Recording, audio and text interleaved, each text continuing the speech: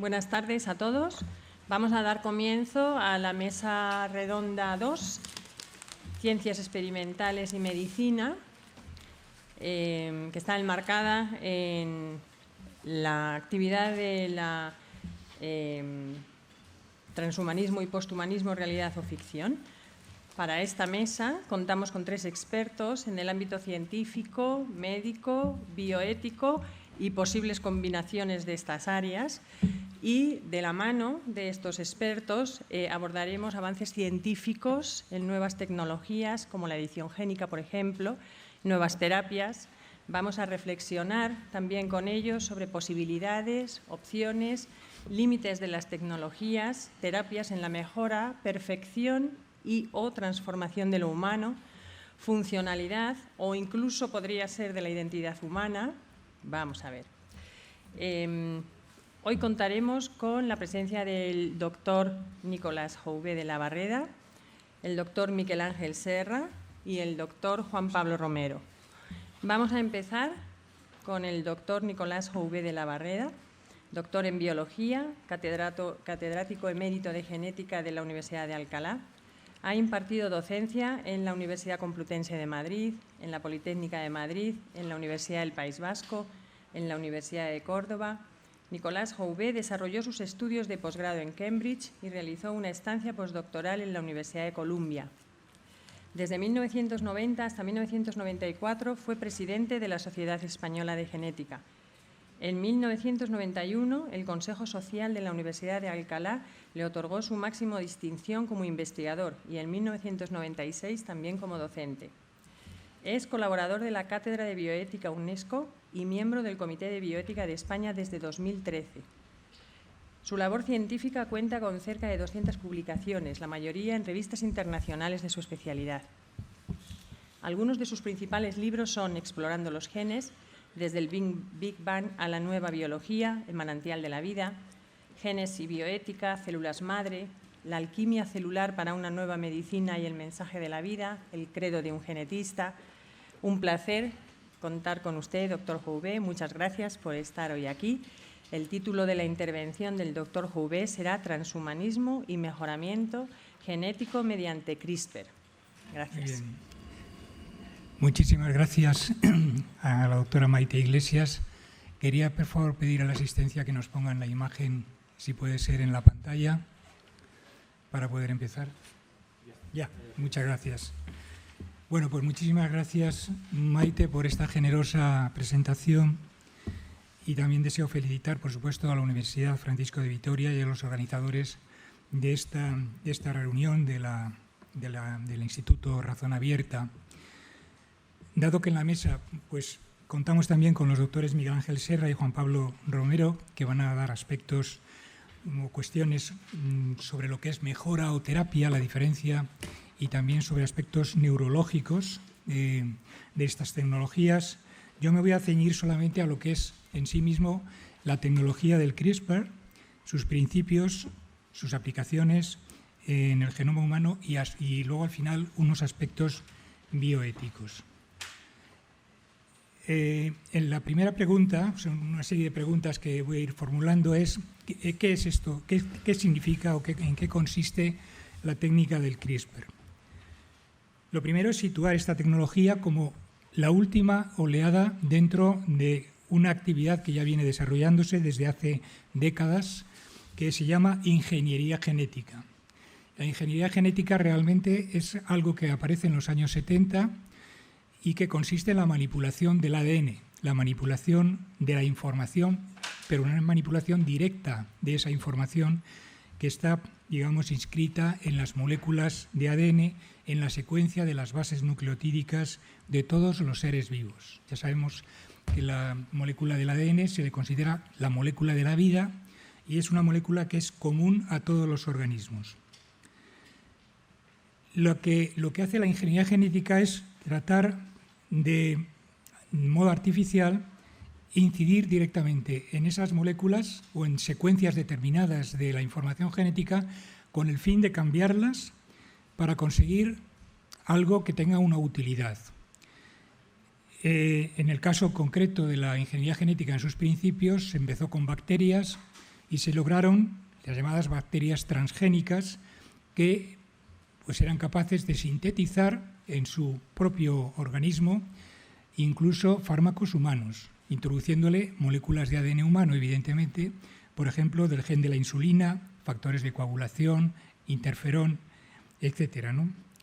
También se hicieron incursiones en mejora genética en organismos superiores, como en plantas, para conseguir mayor producción, mejor calidad, resistencia a enfermedades, o en animales con fines ganaderos. Y, por supuesto, llegó la ingeniería genética a plantearse su utilidad en el caso humano. Realmente la edición génica o la edición genética, o CRISPR, como le vamos a llamar, se refiere a una nueva tecnología de ingeniería genética, es heredera de aquellas tecnologías iniciales, mucho más perfeccionada, y lo que se persigue es el mejoramiento también de las especies, de los organismos receptores. Básicamente consiste en una auténtica operación de cirugía molecular consistente en eliminar o editar, corregir alguna región del ADN que está implicado en algún carácter que uno desea modificar. Es decir, modificar el genoma con fines aplicados. En el mejor de los casos, se trataría, por ejemplo, de una enfermedad monogénica causante de alguna patología en el caso humano. ¿De dónde viene esta tecnología y qué significa este nombre tan extraño de CRISPR? Bueno, se trata de una tecnología que se inspira en un descubrimiento básico, en un sistema natural de inmunidad adaptativa descubierta por un microbiólogo español, el catedrático de microbiología de la Universidad de Alicante, Francisco Mojica, en unos microorganismos, las bacterias y las arqueas que son habituales en las salinas de Santa Pola, concretamente, que es de donde les trajo las muestras. Y el nombre CRISPR pues consiste o viene precisamente de la descripción de la zona del genoma, de una zona del genoma que tienen estos microorganismos, que realmente significa un sistema de defensa frente a las invasiones que pueden sufrir las bacterias de ADN extraño.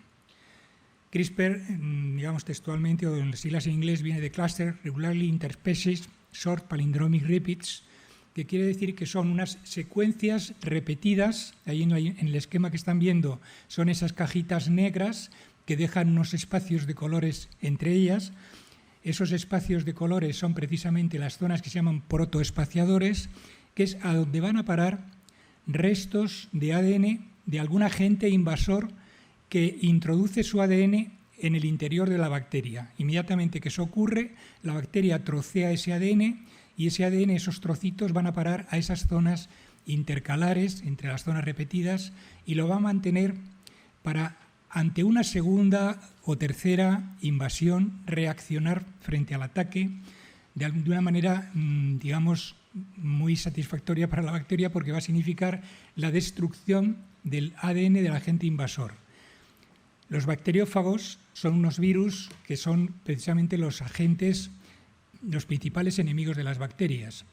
Después de que tiene lugar una infección, esos agentes virales lo que hacen es inyectar su ADN en el interior del citoplasma bacteriano. La bacteria, repito, reacciona cortándolos, ese ADN, introduciendo entonces esos segmentos en el interior de esos espacios que hemos dicho. Ante un segundo ataque, lo que va a ocurrir es que la bacteria va a crear unas moléculas intermediarias de ARN. El ARN es una variante del ADN con algunas diferencias, que van a reconocer por complementación de bases al ADN invasor, se va a unir a él y con la ayuda de una proteína que se llama Cas va a destruir el ADN invasor. De modo que esto es un sistema de defensa natural, que fue lo que descubrió el doctor Mojica en estos microorganismos. Es un poquito el esquema que estamos viendo aquí. Arriba vemos un virus, como está introduciendo su ADN, y aquí en la imagen, en la parte de la izquierda, vemos una segunda invasión y cómo reacciona el genoma de la bacteria con esas moléculas de ARN que se sintetizan para el reconocimiento de la nueva invasión y su destrucción con esa especie de tijeritas que vemos ahí, que sería la labor de esa proteína que hemos llamado Cas. Bien, cómo se dio el paso del uso de esto, que es un sistema natural inmunológico de las bacterias, a su utilización en otras especies. Bueno, lo que ocurre es que en el panorama biotecnológico y de genética actual conocemos ya el genoma de muchas especies y como tenemos cartografiada prácticamente la secuencia de bases nucleotídicas de los genes de muchas especies, entre ellas por supuesto el ADN humano, pues lo que se puede hacer es crear a voluntad un ARN que obedezca por complementación de bases a una zona del ADN al que nosotros queremos modificar. Simplemente sería utilizar los mismos principios que utiliza la bacteria, creando artificialmente una molécula de ARN que se va a llamar ARN guía porque se utiliza como cebo para ir a parar precisamente a la zona del genoma sobre la que se quiere incidir y añadiendo a ese sistema la proteína Cas se va a conseguir destruir el ADN, destruir en el sentido de cortarlo, para luego repararlo. Evidentemente, para la reparación hace falta pues, utilizar a lo mejor un ADN molde, un ADN que se le proporciona a la célula para que pueda, digamos, de alguna manera utilizarlo y poder restaurar la zona que haya quedado alterada. De modo que esto es una tecnología que se basa en un principio básico de la naturaleza, en el sistema de defensa de las bacterias, ¿no? El paso hacia la utilización en el hombre y concretamente para digamos, la curación o la restauración o la modificación o mejor todavía la edición de alguna zona del ADN del genoma humano se debe a varios investigadores, pero entre ellos es notable la participación de la doctora Emmanuelle Charpentier y la doctora Jennifer Doudna, que fueron los premios Nobel de Química del año pasado precisamente por este paso dado de su aplicación para la restauración de ADN implicado en alteraciones monogénicas, especialmente humanas, con fines clínicos, evidentemente. Vamos a ver entonces cómo se aplica para editar el ADN humano. He pasado muy por alto la técnica, como han visto, pero es que no me puedo meter en detalles porque tenemos el tiempo lógicamente limitado a los 20 minutos y no me quiero exceder y si acaso luego en las preguntas lo que haya quedado dudoso lo podemos aclarar. Vamos a ver, ¿cómo se aplica esta tecnología para editar el ADN humano? Bueno, se puede aplicar ex vivo o in vivo. Es decir, se puede aplicar en células en el propio organismo o se puede hacer algo mejor, que es lo que normalmente se suele utilizar, que son sistemas ex vivo, es decir, in vitro, en el laboratorio. Lo que se va a hacer es cultivar células, extraer células de un paciente que está aquejado de una enfermedad que se debe a alguna alteración en su ADN, que es precisamente lo que se desea corregir, pues extraer células de ese paciente, cultivarlas en el laboratorio y en esas células cultivadas in vitro se van a introducir los dos elementos que hemos dicho que intervienen también en el sistema bacteriano.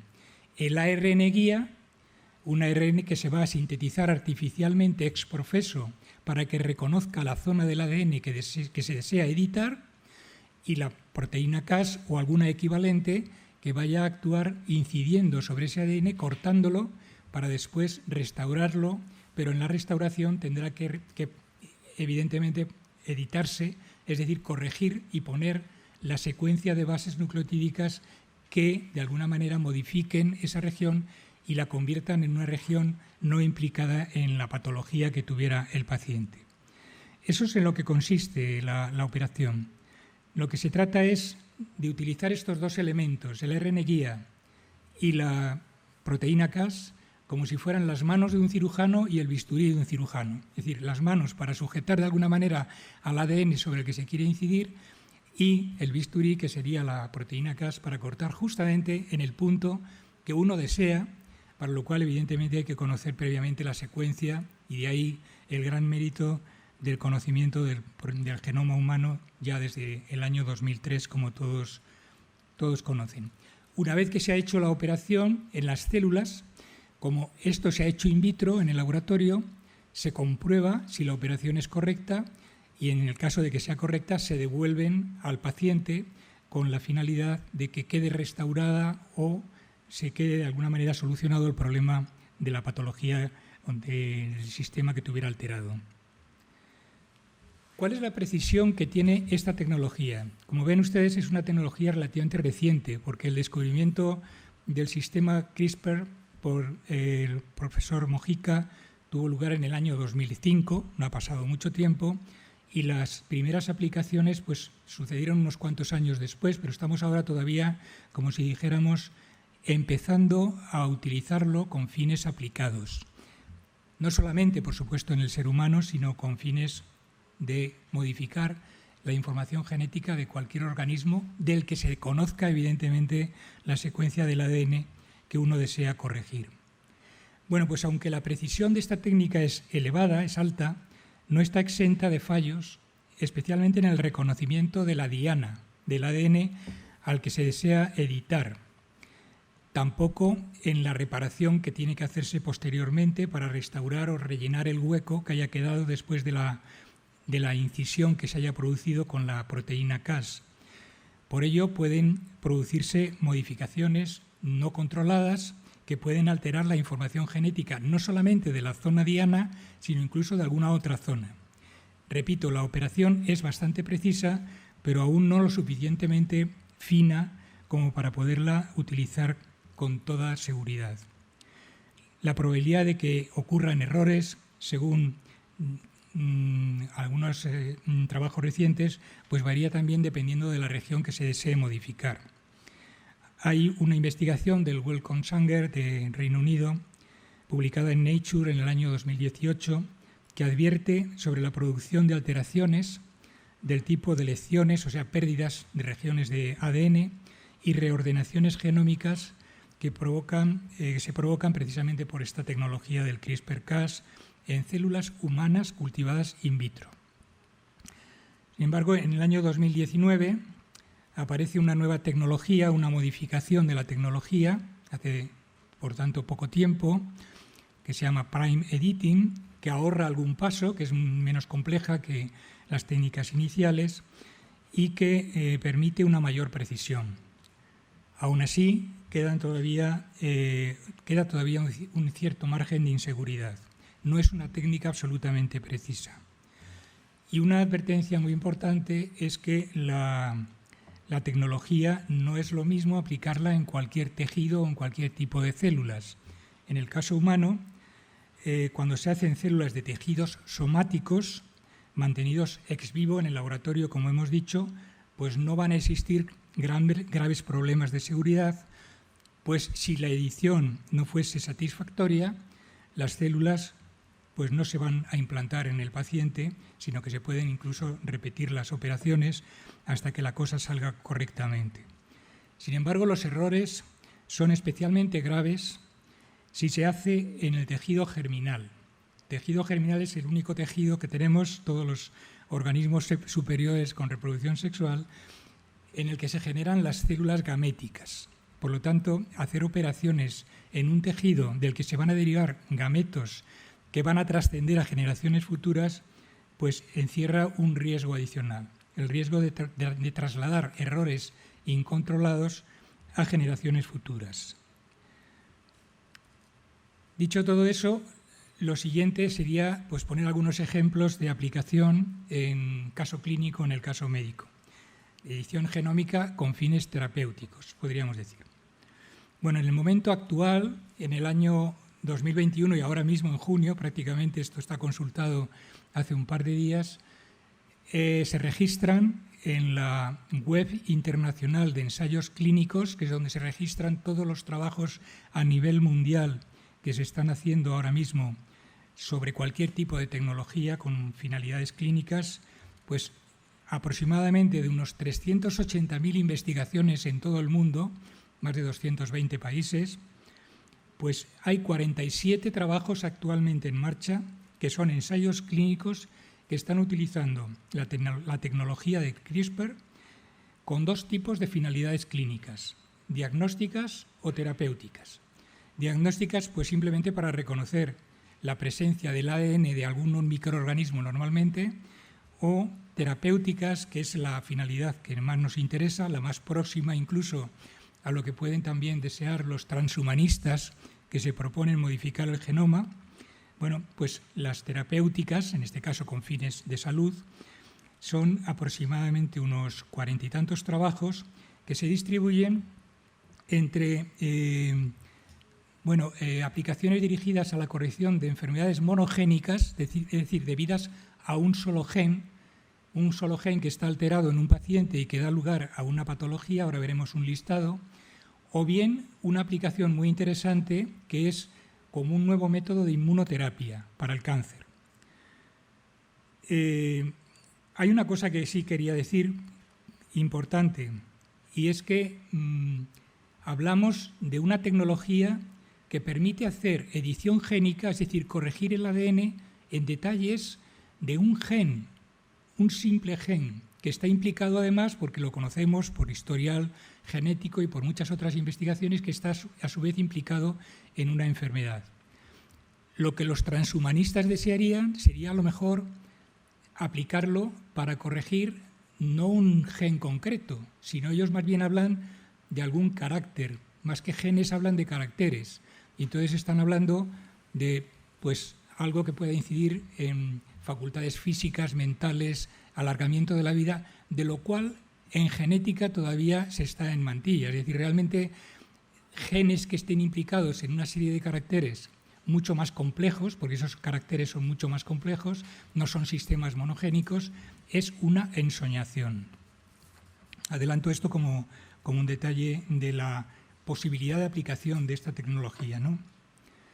Bien, entre las patologías que hoy en día se están ensayando, en esos ensayos clínicos que he dicho, que son unos 47 aproximadamente, pues los hay que afectan, por ejemplo, a la hemofilia A o B, la anemia falciforme, la talasemia, la enfermedad de Huntington, la fibrosis cística, etcétera. Una serie de enfermedades que sí que se sabe desde hace mucho tiempo que en ellas está implicado un solo gen, y además del que se conoce la secuencia de bases nucleotídicas y se sabe además qué zona del gen es la que está implicada en la patología. Por lo tanto, ahí es donde hay que incidir para corregir. Por ejemplo, aquí tenemos un caso que es conocido, es relativamente reciente, que es cómo se puede corregir un gen concreto implicado en la síntesis de una proteína, que es la beta-globina, que cuando está alterada pues da lugar a varias enfermedades, entre otras pues, la anemia falciforme o la beta-talasemia, otra serie de enfermedades. Bien, pues hay unos casos muy recientes en las que se ha aplicado la corrección CRISPR para este tipo de patologías, y más de un año después de su aplicación, en 2 pacientes concretos, esto ya está publicado, se han encontrado niveles de eficacia en la edición en la médula ósea y en la sangre de estos pacientes y una mejora notable de su salud. De modo que vemos aquí unas aplicaciones concretas y precisas para un sistema genético conocido. Como repito, no ocurre a lo mejor si lo que queremos es otras aventuras, ¿no? Respecto a las aplicaciones para el tratamiento del cáncer, la edición génica aporta una alternativa estupenda de inmunoterapia.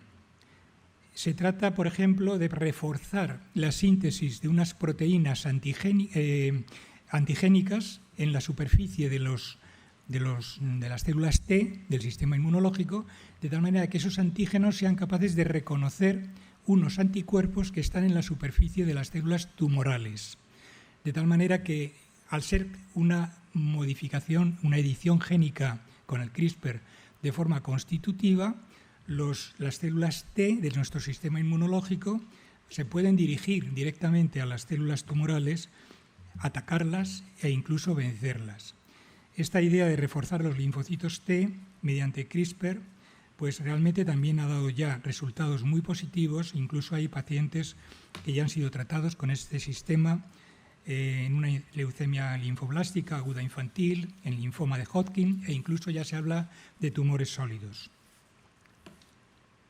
Ahora vamos a lo que desean los transhumanistas, digamos, obtener a partir de la línea de investigación del CRISPR. Bueno, pues lo que desean los transhumanistas es intervenciones sobre todo en la línea germinal. Y antes hemos dicho que la línea germinal es la que puede trascender a generaciones futuras. Lo que pasa es que ahí ven una clave para una modificación del genoma humano con vistas a un futuro posthumano, con fines de inducir cambios de carácter estético o de carácter mental o de cualquier otro tipo de los que están en la mente de los transhumanistas. Surgen incluso ideas que podríamos tildar de ciencia ficción, por lo que he dicho antes, porque realmente muchos de esos caracteres son complejos. El sistema, digamos, completo de información del genoma humano es enorme. Tenemos 21.000 genes y miles de regiones de regulación que no conocemos cómo funcionan y, por lo tanto, aspirar a modificar a voluntad caracteres de ese tipo, pues es una aventura realmente pues, de consecuencias imprevisibles. Pero, en fin, ahí están con sus ideas de potenciar la musculatura, de potenciar la utilización del dióxido de carbono, por ejemplo, incluso para la respiración en un ambiente rico en dióxido de carbono, por ejemplo, en Marte. De esto se habla, ¿no? Digamos, el logro de vivir ilimitadamente, de no envejecer, incidiendo en los sistemas de reparación de los genes. De cualquier forma, el logro de estos u otros objetivos se basa en una comprensión demasiado simplista de lo que son los genes y en expectativas exageradas del potencial de las tecnologías de la edición de los genes. A pesar de la falta de seguridad y de los condicionantes éticos, son ya varios los intentos de modificar incluso genes en embriones humanos. Como hemos dicho, son en embriones humanos que todavía no han formado la línea germinal y que, por lo tanto, cuando lleguen a adultos, desarrollarían las modificaciones de manera tal que podrían incluso trascender a generaciones futuras. Por eso CRISPR ha sido recibido con euforia por los por los círculos transhumanistas. Aspiran a hacer intervenciones en la línea germinal, en gametos, de tal manera que puedan llegar a las generaciones futuras, ¿no? ¿Qué ensayos se han hecho ya con embriones? Porque realmente esto ya ha empezado. Ya se están utilizando incluso ensayos en embriones.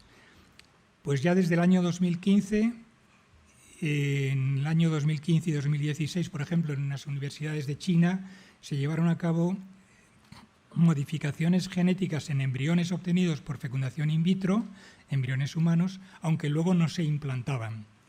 Pero simplemente era el poder iniciar ensayos para ver si era posible hacer la modificación genética. Por ejemplo, el gen de la betaglobina, del que hemos hablado antes, o un gen implicado en la resistencia al SIDA, pues fueron objeto de este tipo de análisis. En el año 2016, y esto ya nos pilla un poco más cerca, se aprobó en Inglaterra, en el Reino Unido, un experimento de realizar también una modificación, una edición génica en un gen humano llamado OCT4 en embriones procedentes de fecundación in vitro con el fin de conocer mejor los sistemas genéticos que podrían en todo caso mejorar el rendimiento de las técnicas de fecundación in vitro. Esto realmente es una aventura también porque esos ensayos en esos embriones que luego no fueron implantados, sino que fueron destruidos, bien se podrían haber hecho con embriones de modelos animales. Y en el año 2017, en la Universidad de Oregon, hay un trabajo publicado en Nature de un investigador importante español, Juan Carlos Pichúa Belmonte, y también de Shukran Viptalipov, un investigador de esta universidad, que han hecho también un intento de modificación o de edición de un gen implicado en una cardiomiopatía con fines de que se pudiera corregir ese gen en embriones. Lo que pasa es que esos embriones, que tampoco fueron implantados, el resultado fue muy decepcionante o muy negativo porque mostraron mosaicismos, es decir, algunas células sí que se habían editado, otras no, embriones en los que no se había editado ninguna y también errores en otros lugares del genoma, confirmando el riesgo que tiene esta tecnología. A pesar de la falta de seguridad y los condicionantes éticos, son varios los intentos, también incluso en embriones que luego se han implantado. Y este es el caso que todos conocen del escándalo protagonizado por este investigador chino llamado He Jiankui, que hizo un experimento en embriones de unas niñas, de unos embriones humanos, unos embriones gemelos, y luego los implantó y nacieron 2 niñas, Lulu y Nana, con la idea de que en esa modificación o esa edición génica que pretendía He Jiankui, estas niñas adquirieran una mutación del gen CCR5 que las confiriera resistencia al virus del SIDA, al VIH, dado que el padre tenía la enfermedad. Realmente, bueno, como todos saben, esto fue un escandalazo y realmente terminó y termina y está condenado ahora mismo por las autoridades científicas y penales de su país. Pero ahí están, son experimentos y son ensayos que se están realizando con demasiada alegría. Lo cual nos llega ya al último punto de lo que yo quería comentarles, que es el debate bioético. Efectivamente, hay un gran debate bioético abierto. En líneas generales, la edición génica mediante CRISPR plantea toda una serie de desafíos éticos y de interrogantes por la propia inseguridad, como ya hemos dicho, y la falta de precisión de una tecnología todavía necesitada de mejoras, por no ser necesario utilizar embriones en muchos de los casos, sobre todo cuando lo que desea es conocer cómo funciona un gen, se puede recurrir a los modelos animales, de animales de laboratorio, por suponer la manipulación y la destrucción de embriones humanos, que son vidas humanas en su primera etapa de desarrollo, evidentemente, por existir el riesgo de transmitir errores no controlados a generaciones futuras, sobre todo cuando se incide evidentemente en la línea germinal o en los embriones, o por abrir el camino hacia fines no terapéuticos, como puede ser el mejoramiento o el diseño de caracteres no relacionados con la salud. La edición génica mediante CRISPR, aplicada a la línea germinal o directamente a los embriones, constituye hoy una amenaza incluso para la propia utilización con fines médicos o terapéuticos de una tecnología que puede representar una solución en el futuro para muchas enfermedades. Dada la capacidad demostrada de esta tecnología para modificar genes y genomas en muchos organismos, plantas, animales y en el hombre también, los transhumanistas lo que pretenden es utilizarlo para transformar, rediseñar o dirigir nuestra propia evolución biológica incluso hacia ese pretendido posthumano, con consecuencias imprevisibles.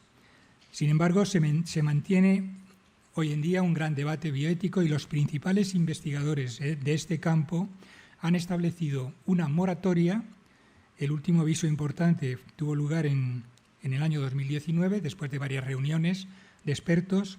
En el año 2019, y está publicado en Nature, se hace un llamamiento hacia una moratoria para no seguir aplicando esta tecnología, especialmente en la línea germinal y en embriones humanos.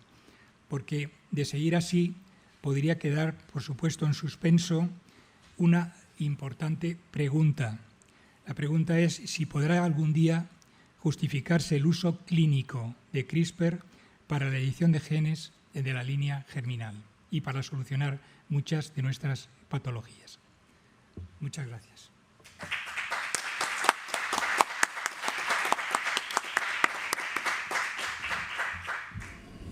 Muchas gracias, doctor Jouvet. Nos ha introducido fantásticamente bien el tema desde el ámbito científico, de una manera además muy asequible, algo que no es tan sencillo.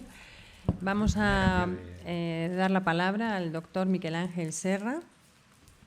Miquel Ángel Serra, licenciado por la Universidad de Navarra, es doctor en Ciencias Biológicas por la Universidad Autónoma de Barcelona, máster en Liderazgo y Gestión de la Ciencia por la Universitat Pompeu Fabra. Actualmente el doctor Serra trabaja para la Comisión Europea como jefe de proyecto CAS Nanoplastics hacia una plataforma tecnológica para la detección de nanoplásticos en el Joint Research Center de Ispra, Italia. Ha sido investigador y gestor de investigación de la Universidad Pompeu Fabra entre 2005 y 2020, así como decano y profesor de Biología Celular y Molecular de la Universidad Internacional de Cataluña entre 2002 y 2009. También es colaborador científico del Laboratorio de Neurofarmacología en la Universidad Pompeu Fabra.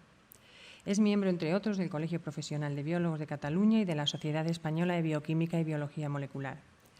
El doctor Serra ha publicado artículos científicos sobre bioquímica, toxicología y neurociencias en revistas internacionales del área y, como experto en bioética, ha publicado además 3 libros, junto con el abogado Albert Cortina, que abordan los retos planteados por el transhumanismo, el mejoramiento humano y las tecnologías emergentes.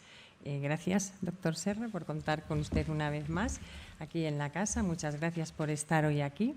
El título de la intervención del doctor Serra será Distinción entre terapia y mejora. Muchas gracias. Muchas gracias, Maite. Bueno, en primer lugar, quiero agradecer a la Universidad Francisco de Vitoria que me haya invitado a participar en este Congreso Razón Abierta y, en concreto, de modo particular, a Elena Postigo, con la cual pues hemos colaborado en algunas actividades ya en los últimos años, siempre en este campo apasionante de la ideología transhumanista, del mejoramiento humano y los retos, sobre todo bioéticos, que nos plantean. El tema que me propuso la doctora Postigo y que no ha sufrido alteración alguna, ningún tipo de mutación, ni de CRISPR, ni de nada, es distinción entre terapia y mejora, que es un reto notable porque no es un tema fácil ni resuelto, pero creo que también hay que aceptar de vez en cuando desafíos de este tipo, desafíos intelectuales que nos permitan intentar avanzar un poco, como ya se ha abordado antes de mi intervención, sobre todo esta mañana, en diferentes ponentes. Por lo tanto, sin más, vamos a comenzar. Y las preguntas iniciales, cuando se terapia o mejora, pues la primera es que la terapia llama a salud y a enfermedad. Y esto pues es una situación normal en la vida humana y que todos nos hemos encontrado en alguna ocasión. Y por otro lado, en cambio, mejora o mejoramiento nos habla de perfeccionamiento y déficit. Y por lo tanto, estamos intentando llegar a una situación que obviamente supere lo que es normal a nuestro alrededor, ir quizá hacia un ideal, o quizá encontramos a faltar pues algo y vamos en busca de rellenar ese déficit que nosotros encontramos. Pero ¿qué es lo que ocurre? Lo que ocurre aquí es que tenemos las mismas técnicas o las mismas tecnologías que se pueden utilizar para una o para otra actividad. Sin embargo, se pueden encontrar diferentes modelos que invoquen los que utilizan las tecnologías para hacer una cosa o la otra. Y es aquí donde viene el problema principal, como hemos visto ya esta mañana. Por lo tanto, si nosotros estamos seguros de que la mejora es una aspiración intrínseca a la naturaleza humana y que, más allá de la evolución, que tiene obviamente un papel motor importante en la selección de los seres vivos, pues en el caso del ser humano tenemos la transmisión del conocimiento tanto desde el punto de vista científico-técnico como desde el punto de vista cultural. Y, por lo tanto, uno puede plantearse, bueno, pues transformarse, es legítimo transformarse. Bueno, pues Gunther Anders decía pues que el ser humano tiene envidia prometeica, ¿no? Él utiliza sus capacidades, genera o crea o inventa pues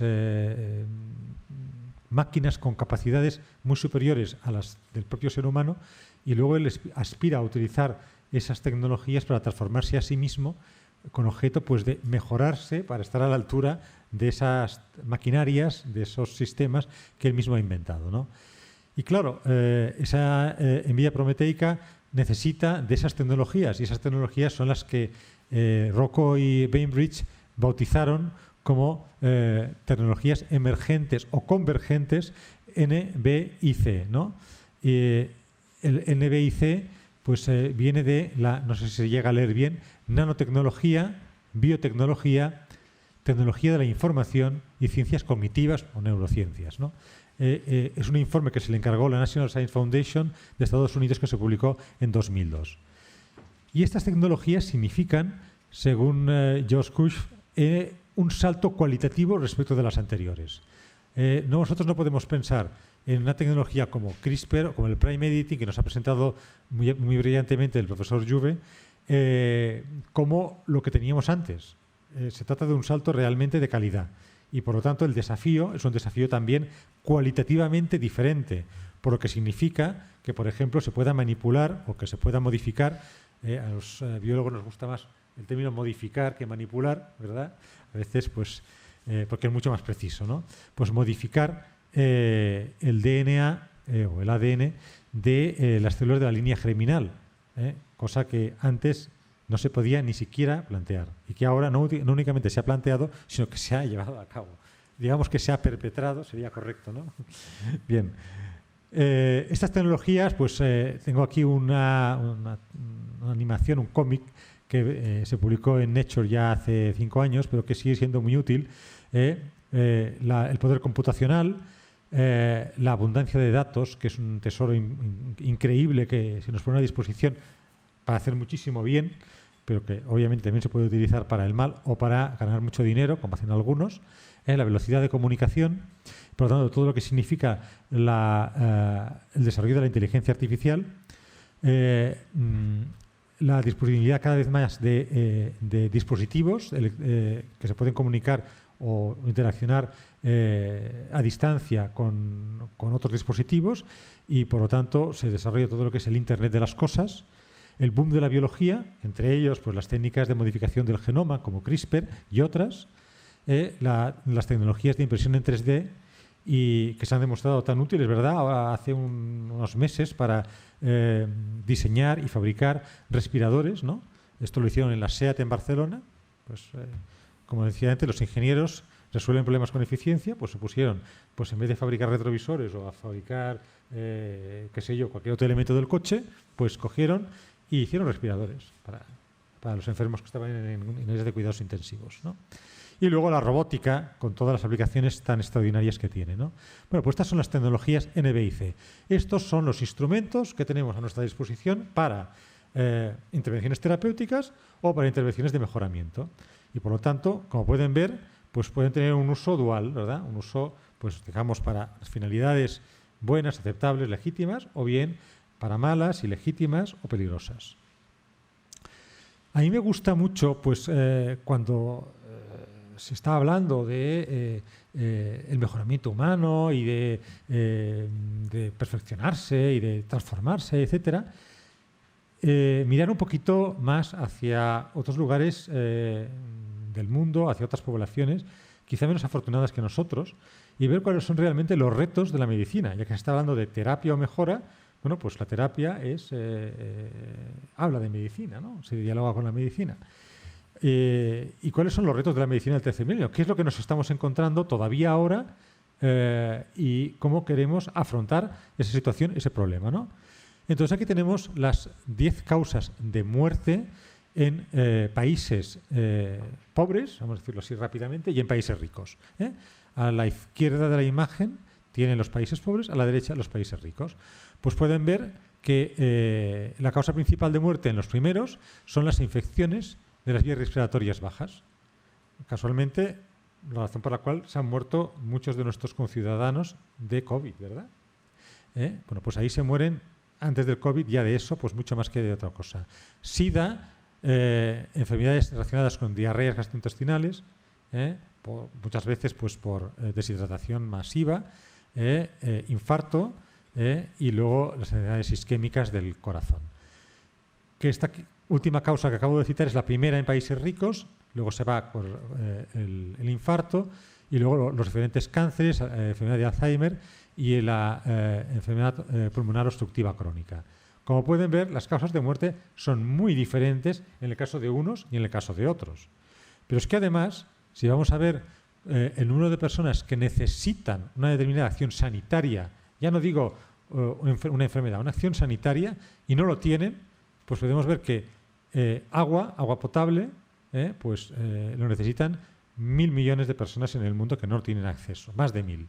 Control de hipertensión, algo que aquí vamos a una farmacia y nos lo hacen en un momento. 1.000 millones de personas que no tienen acceso. Control del tabaquismo, idem de idem. Disponibilidad de redes insecticidas, pues ya lo ven. Con lo cual, retos de transformarse utilizando tecnologías súper sofisticadas, cuando existen kits de rehidratación que cuestan poquísimo dinero y que salvarían la vida, lo pueden ver ustedes aquí, pues de muchísimos niños. Bueno, pues sí, obviamente podemos aspirar a lo más, pero quizá podemos ir a cosas mucho más banales, pero que salvan muchas más vidas. Como reto, como reto de mejora de la sociedad humana o de la población humana de la Tierra, pues como tal, globalmente, ¿no? Bueno, pues esto es para ponernos un poco con los pies en la Tierra, ¿no? Y esto va a razón de lo que nos dice Adela Cortina, ¿no? La tarea de la bioética consiste en preservar y promover la vida de las generaciones presentes y futuras y de la naturaleza con sentido de la justicia, en cuidar de los seres vulnerables. Bueno, pues esto es un poco, va a ser el moto que va a subsistir, a subyacer en el resto de la intervención, ¿no? Terapia, mejora, pues evidentemente esto habla de la salud, ¿no? De nuestra salud. ¿Qué es la salud? Bueno, pues según la OMS, hay que recurrir a esta famosa definición de la Carta Fundacional del 46, estado de completo bienestar físico, mental y social, y no solamente la ausencia de afecciones o enfermedades. A ver, en esta sala, ¿cuántos se atreverían a levantar la mano para decir que ellos cumplen con la definición de la OMS? No lo voy a hacer, no se preocupen.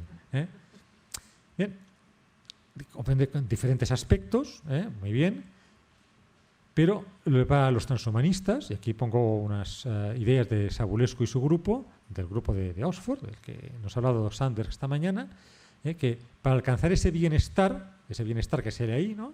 Bienestar físico, mental y social, pues que no sería estrictamente pues, curar una enfermedad. Los pro-Hansen, los tecno-optimistas, considerarían legítimas intervenciones de mejoramiento que serían intervenciones utilitaristas, propias de una moral consecuencialista, ¿verdad? Pragmáticas y coyunturales que permiten a la persona vivir una vida mejor, pero no se define qué es una vida mejor. Entonces, claro, ahí ya desaparece cualquier diferencia entre terapia y mejora. Y se introduce un concepto pues, que va a beber mucho de las tecnologías que nos ha explicado el profesor Juve antes, que es la de beneficencia reproductiva, de intentar aplicar las tecnologías de modificación del genoma para conseguir pues, que los embriones que se generan de aplicar esas técnicas pues, sean beneficiados, sean mejores que lo que hubieran sido si no se hubiera hecho la intervención, ¿no? Ya veremos después cómo se concreta un poco más esto, ¿no? Bueno, pues ¿cuáles son los sistemas o las definiciones o los conceptos de salud que, más allá de la definición superidealizada de la OMS, pues nos dice, ¿no? Pues la escuela naturalista, que un poco ha salido ya antes, que viene desde la época de la Grecia clásica, que ve la curación del ser humano como restauración de la salud, recuperación de las funciones perdidas, por lo tanto hay aquí un rol pasivo, pues no se altera la naturaleza, y tiene atención pues, a la biología, no es relativista, va a lo concreto, a lo que hay, ¿no? Y en cambio, la normativa, o más un concepto más moderno, que la persona sana es la que cae, la que se encuadra en unas determinadas normas. Y la persona enferma es la que se aleja de esas normas, unas normas que obviamente se acuerdan pues, un poco socialmente, ¿no? Por lo tanto, aquí ya hay un rol más activo de la medicina, con un potenciamiento de la forma, de las facultades, para evitar, para prevenir o para resistir la enfermedad. Es, por lo tanto, más social y más relativista. Es un concepto de salud como que, por ejemplo, pues utilizó seguramente en el planteamiento de su experimento He Jiankui, más que el otro, evidentemente, ¿no? También se puede ver también como objetivos de la medicina. Pues el objetivo de la medicina naturalista, el concepto naturalista, es la restauración de un equilibrio, una normalidad especie específica. Es decir, que si nosotros pues, nos falta, pues, por ejemplo, pues, en el caso de la anemia falciforme, tenemos una mutación en un solo residuo, en un solo aminoácido, pues nosotros podríamos corregir esa mutación y entonces se nos vuelve nuestra hemoglobina completamente normal para transportar el oxígeno. Pero si la llevamos más allá, pues no sé, dobláramos, cuadruplicáramos la capacidad de transporte de oxígeno, entonces ya no estaríamos restaurando el equilibrio, sino que estaríamos yendo más allá. Sería un mejoramiento, luego ya veríamos si terapéutico o no terapéutico, incluso se podrían aportar nuevas funciones. Se me viene a la cabeza, pues a lo mejor en vez de transportar solo oxígeno, podría transportar alguna otra cosa. ¿Vale? En cambio, pues en el concepto normativo de medicina, el objetivo sería pues, que no existe diferencia moral entre intervención terapéutica y de mejoramiento, sino que lo relevante, de acuerdo con Savulescu, es mejorar según las aspiraciones de cada uno. Esas aspiraciones que a uno le llevan a pensar pues, que mi bienestar a lo que yo quiero tender como mejor es esto, otro o lo de más allá. Bien, si seguimos adelante, pues vemos que los bioconservacionistas que siguen pues, bien los postulados de la medicina naturalista distinguen entre terapia, que sería aceptable, y la mejora o mejoramiento, que no lo sería. En cambio, los tecno-optimistas, los pro-enhancers, los transhumanistas, no todos tienen todo, porque Savulescu, por ejemplo, no se proclama transhumanista, pero en cambio sí que es pro mejoramiento, pues no distinguen entre terapia y mejora, y por lo tanto las dos cosas serían aceptables. El Parlamento Europeo encargó un informe a una comité de expertos y esto pasa un poco por una tentativa de conciliación entre las dos posturas. Y este estudio se publicó en 2009 y se llama el estudio sobre Human Enhancement y pues dice pues, que la distinción entre mejora y terapia puede conducir a un callejón sin salida. Porque unos lo dan como una cosa que no se puede tocar y los otros que hay que tocarla. Entonces, un poco, pues ellos vienen un poco en esa posición intermedia a intentar conciliar esos dos extremos, ¿no? Y entonces utilizan un poco la casuística pues, para estudiarlo y para encontrar puntos comunes, para intentar dar una serie de consejos para que luego se pueda legislar, ¿no? Y por lo tanto, ellos dicen que una definición adecuada de mejoramiento no debe incluir pues, aquellas formas de terapia y debe tener en cuenta que hay límite en tratamiento médico y mejora, que ya lo dicen ellos que pueden ser muy sutiles y a veces muy difíciles de definir. Algunos son muy claros y otros no son tan claros, ¿no? Y que luego que no debe basarse en una fuerte conceptualización de lo que es normalidad, de lo que es discapacidad o de lo que es salud. Es decir, que hay que ser un poco flexibles, quizá huir de esa definición de la OMS, quizá tener en cuenta la opinión de las personas, de los colectivos con discapacidad, etcétera, ¿no? Que luego hay que excluir aquellas prácticas que sean dispositivos o medios externos, que si la educación, que si el móvil, que si las gafas, en fin, un poco ese tipo de cosas, ¿no? Y que luego que siempre que se tiene que mejorar el individuo, pero no la especie. Esto es importante, como veremos a continuación.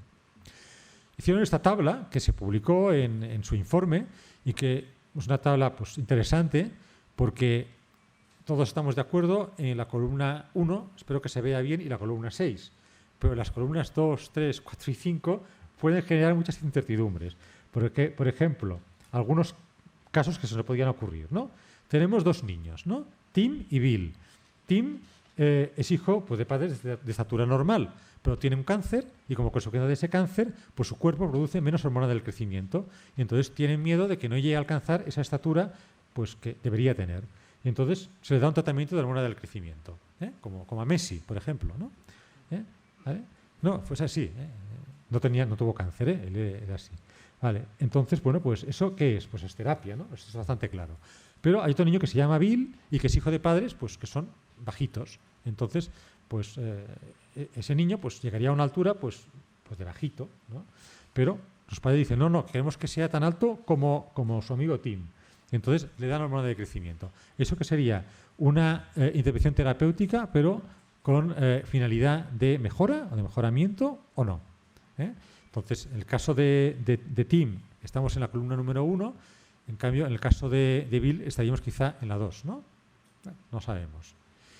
Otro caso, pues por ejemplo, una enfermedad pues, que disminuye la masa muscular. Si nosotros tratamos pues, para mejorar con un tratamiento pues, de anabolizantes y tal, pues nosotros probablemente estemos haciendo una intervención terapéutica. Pero si eso se lo damos a un atleta para que mejore su prestación en las competiciones deportivas, pues nosotros quizá estamos haciendo un mejoramiento no terapéutico. Estaríamos quizá en la columna número 4. Otro caso, pues, por ejemplo, tenemos dos clases de alumnos en primaria, ¿no? Imaginémonos pues, que se obtiene el consentimiento informado de todos los padres y a una clase se le da metilfenidato, Ritalin, para aumentar la concentración. Es un fármaco que se da para el síndrome de hipersensibilidad y de déficit de atención, ¿no? Y a otra clase lo que se hace es modificar la ratio alumno-profesor, para que haya menos alumnos por clase o se aumentan los profesores, bueno, lo que ustedes quieran. Claro, en un caso, pues estaríamos hablando quizá de una intervención no terapéutica con finalidad de enhancement, ¿no? Y se supone que los niños no tienen ninguna patología, por lo tanto, allí no hay ninguna terapia, ningún déficit que corregir. En cambio, a los otros, pues sería sencillamente una intervención externa que ya hemos dicho que no es mejoramiento, ¿no? Bueno, está el caso de Pistorius, pero creo que les hablará Pérez Triviño mañana de eso, con lo cual lo dejo, pero yo creo que como casuística un poco ya hemos visto por dónde van un poco los tiros, ¿verdad? Por tanto, la STOA que dice que se podría permitir una tecnología o tratamiento que tenga como objetivo un mejoramiento, sí, no, se desfigura intencionalmente el cuerpo humano, si se restringe intencionalmente la amplitud del deseo humano, si impide el ejercicio de la racionalidad humana, o bien si impide la capacidad humana de elegir libremente o viola la igual dignidad de las personas. Es decir, se va a alterar la justicia social, ¿vale? Bueno, estos son unos consejos que dieron al final de su informe que pueden ser útiles para nuestra reflexión, pero que no son ni mucho menos definitivos y que yo sepa no han terminado en el corpus legislativo ni del Parlamento ni nada, ¿eh? Bueno, si seguimos con estos retos de la biótica en el tercer milenio, pues a mí me gusta también centrarme en la labor de un médico que es Edmund Pellegrino, que habla de que la medicina es singular por 3 razones. Primero, por la vulnerabilidad que tiene la persona enferma. Yo diría, si no está enferma, también tiene vulnerabilidad, ¿no? La naturaleza de la formación médica como vocación de servicio para todos, ¿eh? Y luego el juramento hipocrático, que es lo que les empeña de un punto de vista ético, ¿no? Y claro, este desarrollo que hace Pellegrino es muy importante, en este caso, para la aplicación práctica de todas estas tecnologías, ¿no? Antes Adela Cortina nos ponía el acento en las intenciones. Aquí ya vamos a hablar de las intenciones concretas, con el paciente delante nuestro, ¿eh? Si uno es médico, pues delante. O si uno es paciente, detrás, bueno, como ustedes quieran, ¿no? Entonces, el transhumanismo ya hemos visto lo que es, pero aquí me gustaría subrayar de la definición que da Bostrom, que es una definición un poco más antigua, la que han puesto esta mañana, el deber moral de mejorar, ¿eh? De mejorar y además incluso llegando hasta la inmortalidad, ¿eh? Esto está escrito, está publicado y por lo tanto ahí lo dejo. El transhumanismo ya hemos visto lo que es, simplemente me voy a centrar en las 3 supers, ¿eh? La superinteligencia, el superbienestar, del cual ya hemos hablado, y la superlongevidad, ¿eh? Ya veremos luego qué ejemplos concretos de casos concretos encontramos, ¿no? Me voy a parar un momentín en qué contradicciones han encontrado los estudiosos, los investigadores sobre el transhumanismo, ¿no? Se ve el objetivo de mejora como obligación moral, pero no está definido. Como mucho sería una posibilidad, un ideal, ¿eh? Por ejemplo, copiar la mente para duplicar o perpetuar la persona. Esto no está ni demostrado, ni no hay ninguna forma de decirlo. Es decir, que tú puedas copiar, pues ya se ve que eso no te garantiza que tú vas a inmortalizar a una determinada persona. Como mucho, pues puedes guardar una información, pero eso no quiere decir que tú puedas copiar la conciencia. Pregunta que ha salido antes de comer, si recuerdan.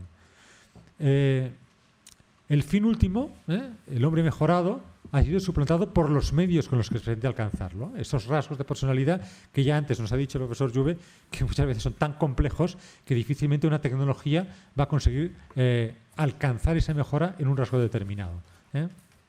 Además, en esas tecnologías los transhumanistas creen ciegamente, ¿eh? Y además dicen pues, que hay que interferir en la evolución natural. ¿Por qué? Porque la evolución lo hace fatal. En cambio, pues con la intervención humana guiada por esas tecnologías y ese afán de mejora, pues se va a mejorar muchísimo, ¿eh? Pero se olvida que hay factores o causas externas, ¿eh? Tanto en las propias técnicas como en el ambiente, ¿eh? Y además el propio individuo que tiene, o es muy legítimo que tenga su propia voluntad o deseo de autorrealización dentro de lo que es una propia naturaleza, ¿no? La aspiración a mejorar, ya hemos dicho antes que es legítima, ¿no? Pero hay una negación por parte de los transhumanistas muy clara de la naturaleza humana, a veces lo pasan por alto, como también se ha dicho esta mañana, y por lo tanto su dignidad queda en suspenso. Esta reducción materialista, pero que en realidad es una renuncia a la corporeidad humana que tenemos, y por lo tanto a la propia vulnerabilidad del ser humano, y después la reducción de la dimensión superior en este gnosticismo curioso de los transhumanistas a una racionalidad instrumental. Para decirlo muy claramente, pues ellos reducen la mente al cerebro y el cerebro a los circuitos neuronales que se van a instaurar. Y tú copias ese patrón de circuitos, no se sabe cómo, en la nube, como decía Sandberg, y eso es lo que yo soy en realidad. Entonces, aquí la subjetividad se convierte en norma moral de lo que yo puedo hacer, de lo que yo no puedo hacer. Aparte de que esto es absolutamente hipotético, indemostrado. No diré indemostrable porque soy un científico y estas cosas hay que dar tiempo, pero desde luego es algo que se escapa completamente. Nos están intentando vender una moto que va por el agua y eso es complicado, ¿no?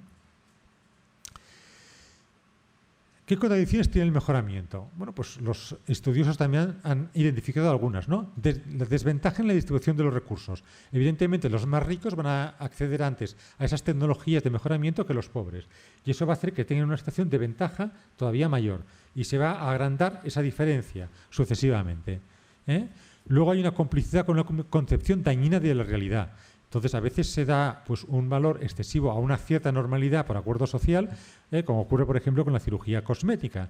Hay que llegar a ese ideal pues, de hombre, de mujer, etcétera, y por lo tanto pues, se exalta esa normalidad por encima de lo que debería ser correcto. La falta de autenticidad, ¿no? Pues hay gente que para aumentar el propio atractivo, el enchanting power, ¿verdad? Pues utiliza la psicofarmacología cosmética. Y luego la eugenesia parental, de la que ya ha hablado antes el profesor Jouvet, y que aquí querría pues, diferenciar un poco la mayor aceptabilidad que tiene en general la parental, pero la menos coercitiva que tiene la estatal, que sería un poco el mundo feliz de Aldous Huxley, etcétera, ¿no? Y luego el peligro que significa los argumentos de plano inclinado, que llevaría pues, a una discriminación étnica, social, etcétera, que produciría una eugenesia de origen estatal hacia un futuro distópico. Entonces, voy a pasar muy por alto esto porque no hay mucho tiempo, pero simplemente que se queden, pues que hay una serie de cuestiones bioéticas de toda la vida, o éticas de toda la vida, que tienen una incidencia muy importante en el tema de la terapia y el tema de la mejora.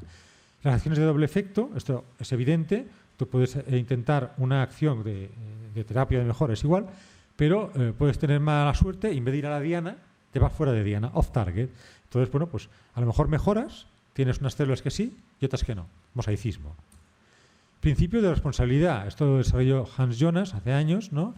Hay que tener cautela y humildad. Para algunos transhumanistas como John Harris, la humildad no es ninguna virtud. No hay que preservarla, ni hay que mejorarla, ni nada. Simplemente es algo para tirar a la basura, ¿no? Bueno, ahí lo dejo. Principio de precaución, que viene de la escuela alemana y que se adoptó sobre todo en temas ambientales, ¿no? Antes que hacer daño, pues hay que ser muy prudente, etcétera, ¿no? Esto, pues, bueno, pues dicen muchos que frena mucho el desarrollo de la ciencia, pero también es un principio que está adoptado sobre todo en las directivas europeas, ¿no? El problema de la no identidad, si lo que yo voy a hacer beneficia a un embrión, pero a lo mejor puede afectar al acervo genético de las generaciones futuras. Entonces, como todavía no existen, es moral, no es moral, etcétera, ¿no? Bueno. Y luego el debate sobre las personas con discapacidad, que luego lo vamos a ver un poquito, ¿no? Nada. Pero vamos, en la práctica, ¿qué tenemos, no? Un sanitario, evidentemente, no tiene tiempo de leerse todos estos tratados de ética y tiene que ir un poco a lo práctico. Y lo práctico, pues, son Scholl y Childress, con los 4 principios de la bioética, que el de autonomía, el de beneficencia, el de no maleficencia y el de justicia. Y ahora vamos a ver pues cómo esto se puede ver en algún caso con un poquito más de detalle, porque no queda mucho tiempo ya, ¿verdad? El mejoramiento farmacoquímico, ¿no? Nosotros tenemos drugs, como he dicho antes, fármacos que se pueden utilizar pues, para lo que está indicado o para otras cosas, como la clase a la que le dan Ritalin, pues para que mejore su rendimiento académico respecto de la clase que simplemente se utiliza estrategias clásicas de la pedagogía, ¿verdad? Y como esto hay otras muchísimas fármacos que se pueden utilizar para algo para lo que no están indicados o para una persona que no está enferma. Estas aplicaciones duales, que se suelen denominar así, pues suelen estar reguladas. Tú te compras el fármaco o tienes dinero y te lo venden y luego te lo tomas y tú piensas que ese determinado efecto se va a producir en ti, ¿no? Entonces el debate bioético, pues que evidentemente todavía está poco utilizado, pero se está extendiendo cada vez más un debate social sobre si es lícito su empleo, si se puede hacer de una forma correcta o se está creando una trampa, como se ha dicho antes, el cheating, ¿verdad? Si es correcto el uso off-label y dónde está la frontera entre terapia y mejoramiento en este caso.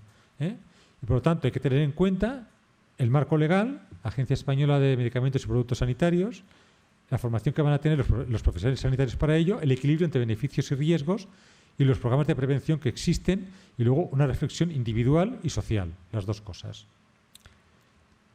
El caso de la inteligencia. Esto es... sí, ya voy acabando. Este es uno de los temas preferidos de los transhumanistas, sobre todo de algunos como Bostrom o Sabulescu, ¿no? Vamos a mejorar nuestra inteligencia, vamos a hacer que nuestras generaciones futuras sean más inteligentes. Bueno, pues aquí tienen ustedes uno de los últimos estudios de GWAS que dice que se han encontrado 538 genes relacionados con la inteligencia. Un carácter complejo donde los haya. Muy bien. Tenemos CRISPR. Ya nos ha dicho el profesor Juve que si es una enfermedad monogénica, pues todavía podemos intentarlo. Nicolás, ¿por cuál de los 538 genes empezamos con CRISPR? Bueno, pues ya ven ustedes que no es tan fácil, ¿verdad? Y por lo tanto, cuando tenemos genes que están implicados en neurogénesis, melanización, la sinapsis, la regulación, pues ya se ve que es muy difícil encontrar qué gen comenzar o cómo hay que modificar los genes para mejorar un determinado carácter que es diana clara de los transhumanistas. Y por lo tanto, si nosotros tenemos solamente que el 50% de la inteligencia se debe a caracteres heredados y solamente se conoce la mitad de eso, pues todavía vemos que estamos muchísimo más lejos de lo que nosotros podemos intentar modificar ya para mejorar, ¿eh? O sea que aquí tenemos todos los conceptos de determinismo, de discriminación, de propiedad de la información, el impacto emocional que pueda tener y luego la otra cosa, que es el crecimiento ilimitado. O sea, ¿dónde nos paramos? Yo me mejoro hoy con esta técnica, luego viene otro, también se mejora, ahora yo quiero mejorar más y tal y cual, ¿no? Y por otro lado, pues esto, que es lo que llama Sparrow el Enhanced Rat Race, que es rat es de rata, del roedor. Bueno, pues claro, eso genera una situación de desequilibrio, de discriminación muy clara. Esto lo voy a pasar por alto porque les va a hablar después mi compañero Juan Pablo, ¿verdad? Pero es muy interesante. Pero no hay tiempo, si hay alguna pregunta la contestaré encantado. Y antes de acabar, déjenme ponerles esta diapositiva de este señor que es Chargaff, que fue fundamental para que Crick y Watson pudieran formular su descubrimiento del ADN, cómo se replica, que decía esta frase justo antes de morir, ¿verdad? Y efectivamente tiene razón, ¿no? El núcleo celular, tocarlo es muchísimo peor que tocar el núcleo atómico, ¿no? ¿Y por qué? Pues porque los retos éticos van a impactar en futuras generaciones porque escapan de nuestro control. En el momento en que tú has modificado un gen y ese gen pasa a generaciones futuras, pierdes el control de lo que se puede ocurrir allí. Esto ya lo ha explicado antes el profesor Juve. La única cosa que diré es mejoramiento o terapia protectiva. Mira, casi voy a decir que es igual. Aquí es la falta de seguridad y la dudosa finalidad. ¿Por qué? Pues porque cuando nosotros tenemos la modificación del genoma que se puede transferir a la descendencia, nosotros tenemos ahí una línea roja, que yo me pregunto, ¿esa línea roja por qué está ahí? Pues mira, primero, porque se tiene que recurrir a la fecundación in vitro, lo cual quiere decir que obviamente las mujeres van a estar sometidas a más presión y a más explotación, porque si no ya me dirás tú de dónde van a sacar los óvulos. Yo no sé de otra forma. El mosaicismo, que ya lo ha explicado antes el profesor Juve, menor eficacia. Los efectos off-target, mayor inestabilidad en el genoma. Los efectos on-target con consecuencias no deseadas. Es decir, das en la diana, pero das mal. ¿De acuerdo? Las modificaciones epigenéticas, los efectos inmunes, los efectos genotóxicos. Y luego la reducción de la diversidad del genoma. O sea, nosotros, si decimos, queremos llegar a este ideal para este rasgo, el que sea, Y para eso hay que modificar los genes de esta forma. ¡Bam! Todo el mundo a modificarlo de la misma manera. Esto en biología es veneno. ¿Por qué? Porque crea una vulnerabilidad evolutiva en generaciones futuras. Si nosotros tenemos un estresor ambiental en un futuro y ese estresor ambiental se encuentra con unos genomas que son uniformes y homogéneos, ¿qué va a ocurrir? Que si son vulnerables a ese estresor, se acabó. Hay que tener variabilidad, porque esa variabilidad te permite a unos cuantos individuos escapar de ese estresor porque tienen en su acervo genético la posibilidad de hacerlo. Si no, no hay nada que hacer, ¿no? Eso evidentemente vale para algunos rasgos, no para otros, pero está ahí. Por lo tanto, y acabo, en el caso de las personas con diversidad funcional, mejor que decir con discapacidad, hay que preguntarles, ¿tú quieres ser modificado genéticamente? Porque algunos no quieren, ¿no? Como Ruthie Weiss, como la familia Leach, otros en cambio sí, pero no quiere decir que existe una uniformidad, hay que preguntarles, ¿no? Y por lo tanto, esa diferencia entre terapia y mejora, entre normal y no normal, pues hay que ir con mucho cuidado, porque puede servir para discriminar a personas que no tienen esas capacidades y puede aumentar la dicotomía entre lo que se considera normal y lo que se considera no normal. Aquí hay algunas frases muy interesantes que se las dejo leer 10 segundos, 15 segundos, que hablan sobre precisamente el tema de la disabilidad, ¿no? Si nosotros nos mejoramos o no nos mejoramos. Si nos mejoramos, estamos mejor que otros y los otros están peor, con lo cual el que es normal se queda automáticamente con una discapacidad. Eso hay que tenerlo en cuenta. Shakespeare, que es una persona de prestigio súper reconocido, habla sobre el peligro del control y dominación, evidentemente. Y luego Baylis habla sobre la responsabilidad colectiva en tomar decisiones. Todo eso hay que tenerlo muy en cuenta. Y ya para acabar, las conclusiones. La distinción entre terapia y mejora nos puede servir, sobre todo en ámbito médico, en ámbito sanitario, para tomar decisiones en práctica clínica, pero fuera de ese ámbito, evidentemente, hay muchas incertidumbres sobre que exista una verdadera distinción entre una cosa y la otra. Hay que atender a qué? Hay que atender a que exista un fundamento ético sólido. Como dice el doctor Murillo, aquí parafraseado una cita suya, pues que hay que atender a los fines inherentes al ser humano, ¿no? Atendiendo pues que los transhumanistas abjuran de todo lo que es la naturaleza humana, ¿no? Pero sí que sigue importante la singularidad de cada ser humano con su propia vulnerabilidad, que ya hemos visto antes, que es muy importante, y su dignidad, para no llegar a una sociedad distópica. Y los transhumanistas hablan mucho de posibilidades y poco de certezas, mucho de ideales, pero poco de realidad. Y por lo tanto, eso hay que tenerlo en cuenta. Y que, en cualquier caso, la utilización de las tecnologías debe ser decidida por la sociedad y por cada persona. Y que eso hay que hacerlo con autonomía, con libertad y con responsabilidad. Muchas gracias.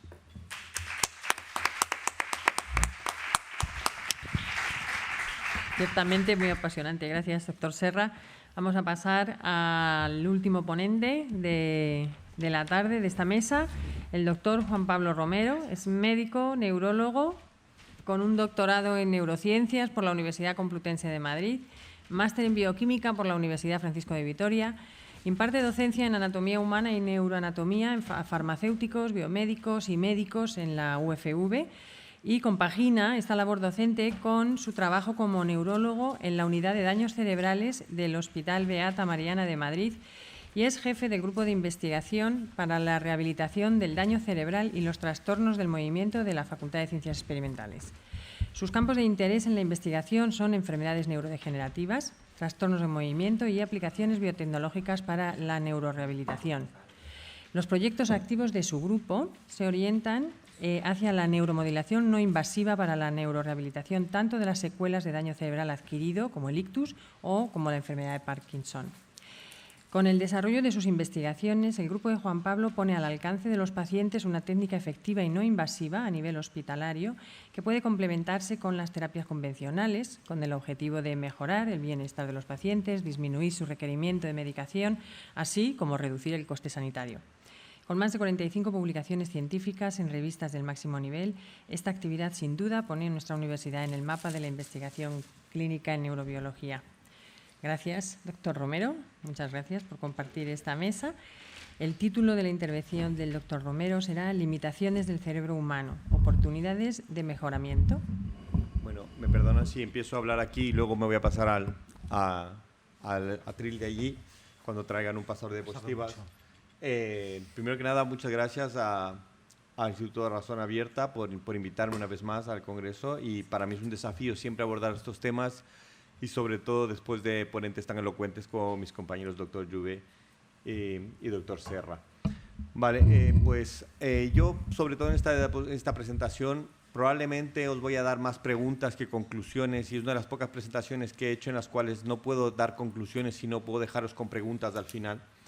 Y quiero empezar poniendo esta diapositiva con dos noticias, y quiero que piensen en qué reacción interna tenéis vosotros con estas noticias, ¿no? La primera de ellas es la noticia de que en Francia se ha desarrollado un corazón artificial que pesa apenas 4 kilos y puede implantarse dentro del tórax de los pacientes, pero la diferencia de este corazón artificial con los corazones artificiales que previamente se han desarrollado es que este corazón permite la adaptación a las necesidades del paciente, es decir, no bombea con un ritmo estándar, sino que permite bombear sangre con mayor o menor ratio de bombeo según el paciente lo requiere, lo cual le acerca muchísimo a la fisiología del corazón realmente. Este aparato está hecho para una implantación temporal, pero se cree que en el futuro va a poder ser usado. Muchas gracias.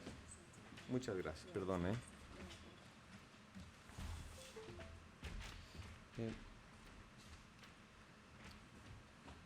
Vale. Perdón, es que no me acostumbro a darla sentado, lo siento, y así puedo indicaros un poco mejor también. Bueno, pues este corazón está hecho para una implantación temporal, pero posteriormente se espera que sea implantado de manera permanente. Obviamente la disquisición podría estar, como dicen mis compañeros, en si se usa para aliviar a un paciente con una enfermedad cardíaca, o si este corazón podría permitirnos vivir toda la vida protegidos de un infarto cardíaco al tener un corazón que no es vulnerable a esta patología. Y aquí tenemos un proyecto que es un poco antiguo y que yo creo que ya está incluso retrasado para los plazos que se ponían, el proyecto Avatar, en el cual en el 2025 se permitía que se creía que se iba a poder tener un avatar del cerebro humano totalmente pasada a la información de conexiones neurales a in silico, es decir, a un soporte externo. Estas dos noticias causan un impacto diferente en nuestra percepción de lo que es la aumentación, lo que es la mejora y lo que son las soluciones tecnológicas para las enfermedades. ¿Por qué? Porque obviamente el cerebro humano está en una característica, una posición distinta respecto al resto de órganos en cuanto a nuestra propia identidad. Es decir, que a mí me trasplantan un riñón y yo no siento que he cambiado como persona. Sin embargo, si se interacciona con mi sistema nervioso, es probable que yo sienta que mi persona ha cambiado. Esto pasa con muchos tipos de mejoras que se puedan hacer en cuanto al sistema nervioso. Este sistema nervioso que a nosotros los humanos nos hace sentirnos tan únicos y especiales, y este órgano que identificamos como un órgano primordial en nuestro sistema, es un órgano que sin embargo no es exclusivo a los seres humanos, obviamente, y es un órgano que debe recordarnos que somos animales y que somos pertenecientes a un reino animal en el cual el cerebro se repite también en otras especies con otras configuraciones. Y en cuanto al cerebro humano, quiero llamar vuestra atención en que vamos a ver algunas estructuras que están más conservadas y son más parecidas a otros animales, y otras más nuevas, otras que los seres humanos podríamos llamar propias del ser humano. En la imagen de la izquierda podéis ver estructuras coloreadas en un cerebro humano y al lado un cerebro de un roedor, donde tenéis estructuras límbicas que son parte de la parte más antigua del sistema nervioso, es decir, el arquipaliocerebro, arquipaliocorteza, que están dándonos la función de permitirnos una regulación emocional. La función de estas partes de la corteza principalmente es facilitar nuestra supervivencia. Imaginad la importancia de esta función y lo primitivo de las estructuras que la controlan. Estas estructuras están interrelacionadas con otras estructuras del cuerpo como el sistema nervioso autónomo y el sistema endocrino, que permiten que nuestro cuerpo se coloque en una situación fisiológica distinta según las situaciones del medio ambiente a las cuales se enfrenta. Es decir, si tenemos una amenaza, el cuerpo activa este sistema para permitir que nuestro cuerpo se adapte y permita la supervivencia. Por otro lado, tenemos aquí en esta imagen que estoy señalando la corteza o neocórtex. Ese neocórtex, como veis arriba en un roedor, abajo en un prosimiano y abajo en el ser humano, tiene diferentes grados de desarrollo. Esta corteza podríamos decir que es la huella de identidad del ser humano y en la que pensamos que se apoya la principal evolución de los procesos cognitivos humanos, a los cuales llamamos de una forma más resumida inteligencia humana. Cuando vamos a desmenuzar un poco más de qué va esto de la corteza, porque necesito que comprendáis algunas cosas para poder explicar después si realmente las hipótesis transhumanistas acerca del uso de tecnología para la aumentación cerebral son posibles y son reales o no. Miremos aquí en esta corteza que estamos viendo aquí en la última columna, tenemos zonas coloreadas en rojo y en azul. Las zonas coloreadas en azul corresponden a zonas cerebrales corticales primarias, es decir, zonas que principalmente están dedicadas a una función y son principalmente sensitivas.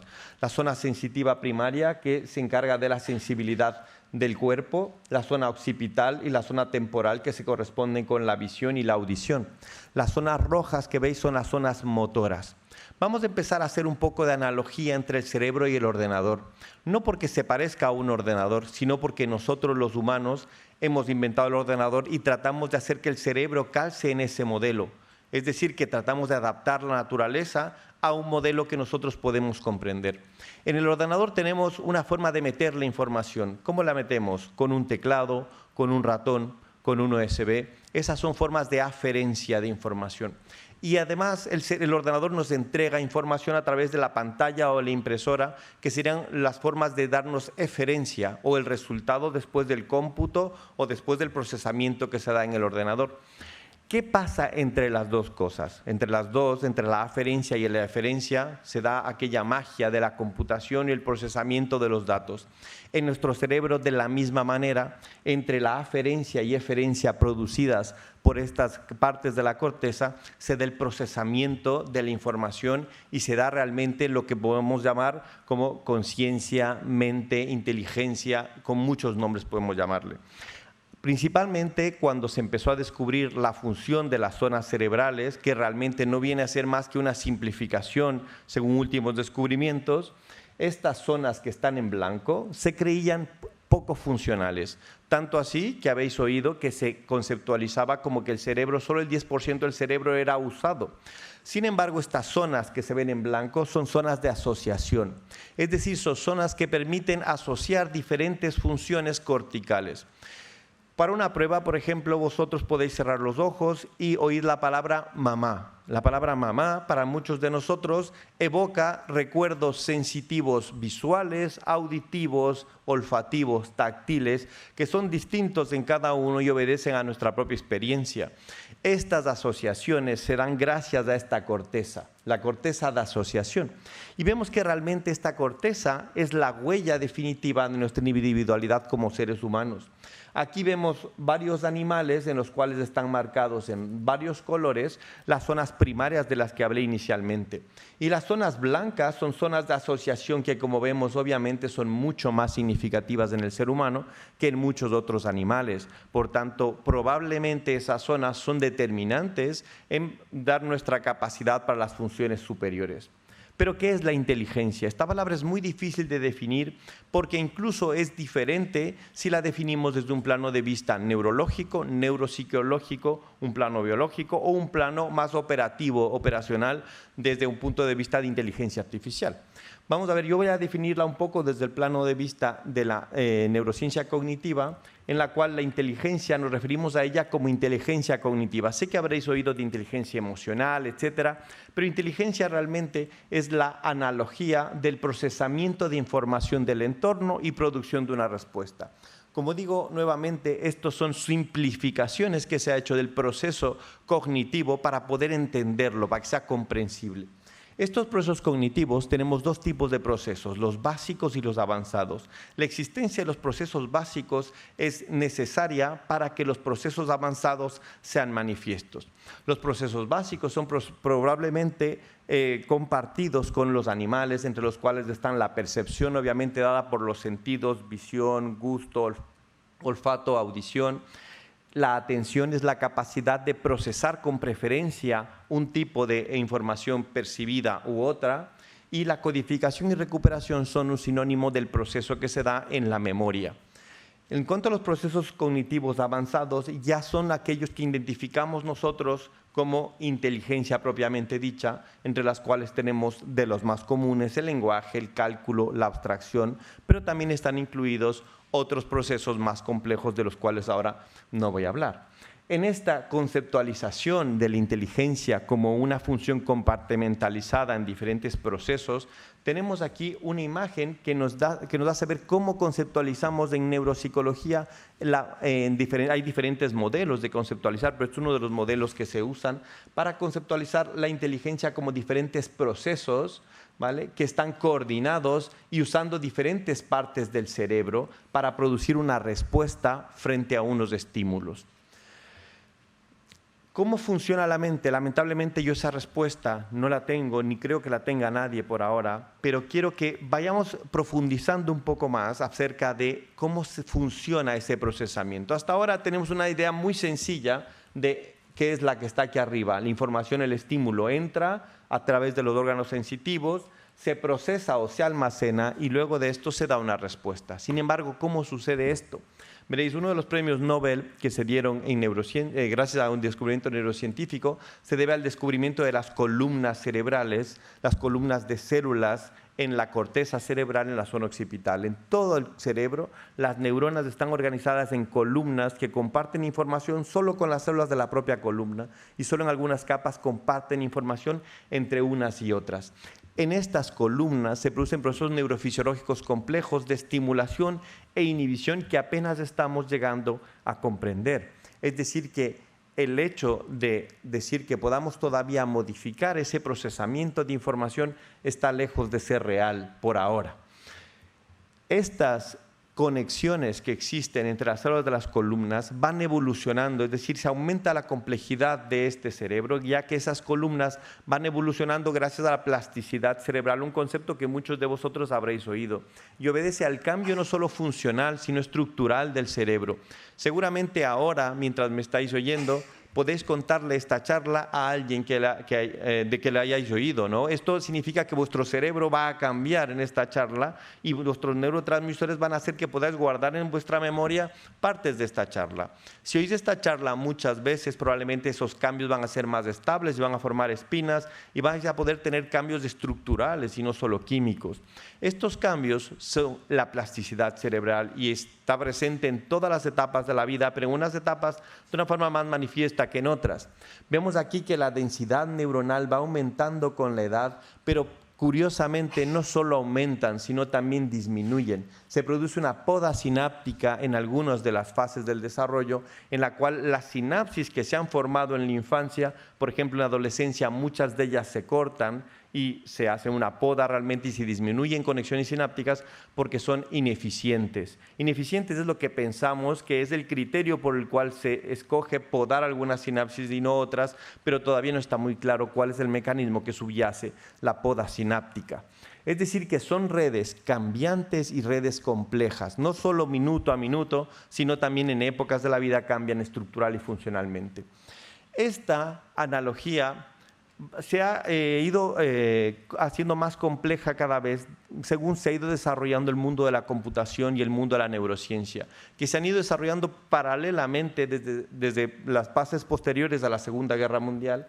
Empezó a desarrollarse el concepto de que un ordenador y un cerebro eran similares. Una de las características cerebrales que ayuda a hacer esta analogía es el funcionamiento de una neurona. Las neuronas, para transmitir su información, dependen de una activación eléctrica.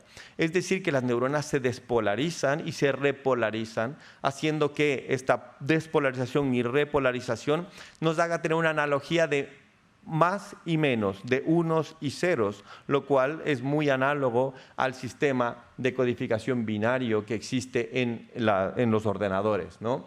Entonces, esta visión de la neurona como una máquina y el constructo del cerebro también como una máquina han sido las bases para la cibernética y, en cierta manera, la inteligencia artificial. Y muchos ordenadores y sistemas algorítmicos que existen ahora han basado su funcionamiento en algunos funcionamientos de las redes neurales, y es más, la palabra neural se puede encontrar muchísimas veces en las publicaciones científicas de ingeniería.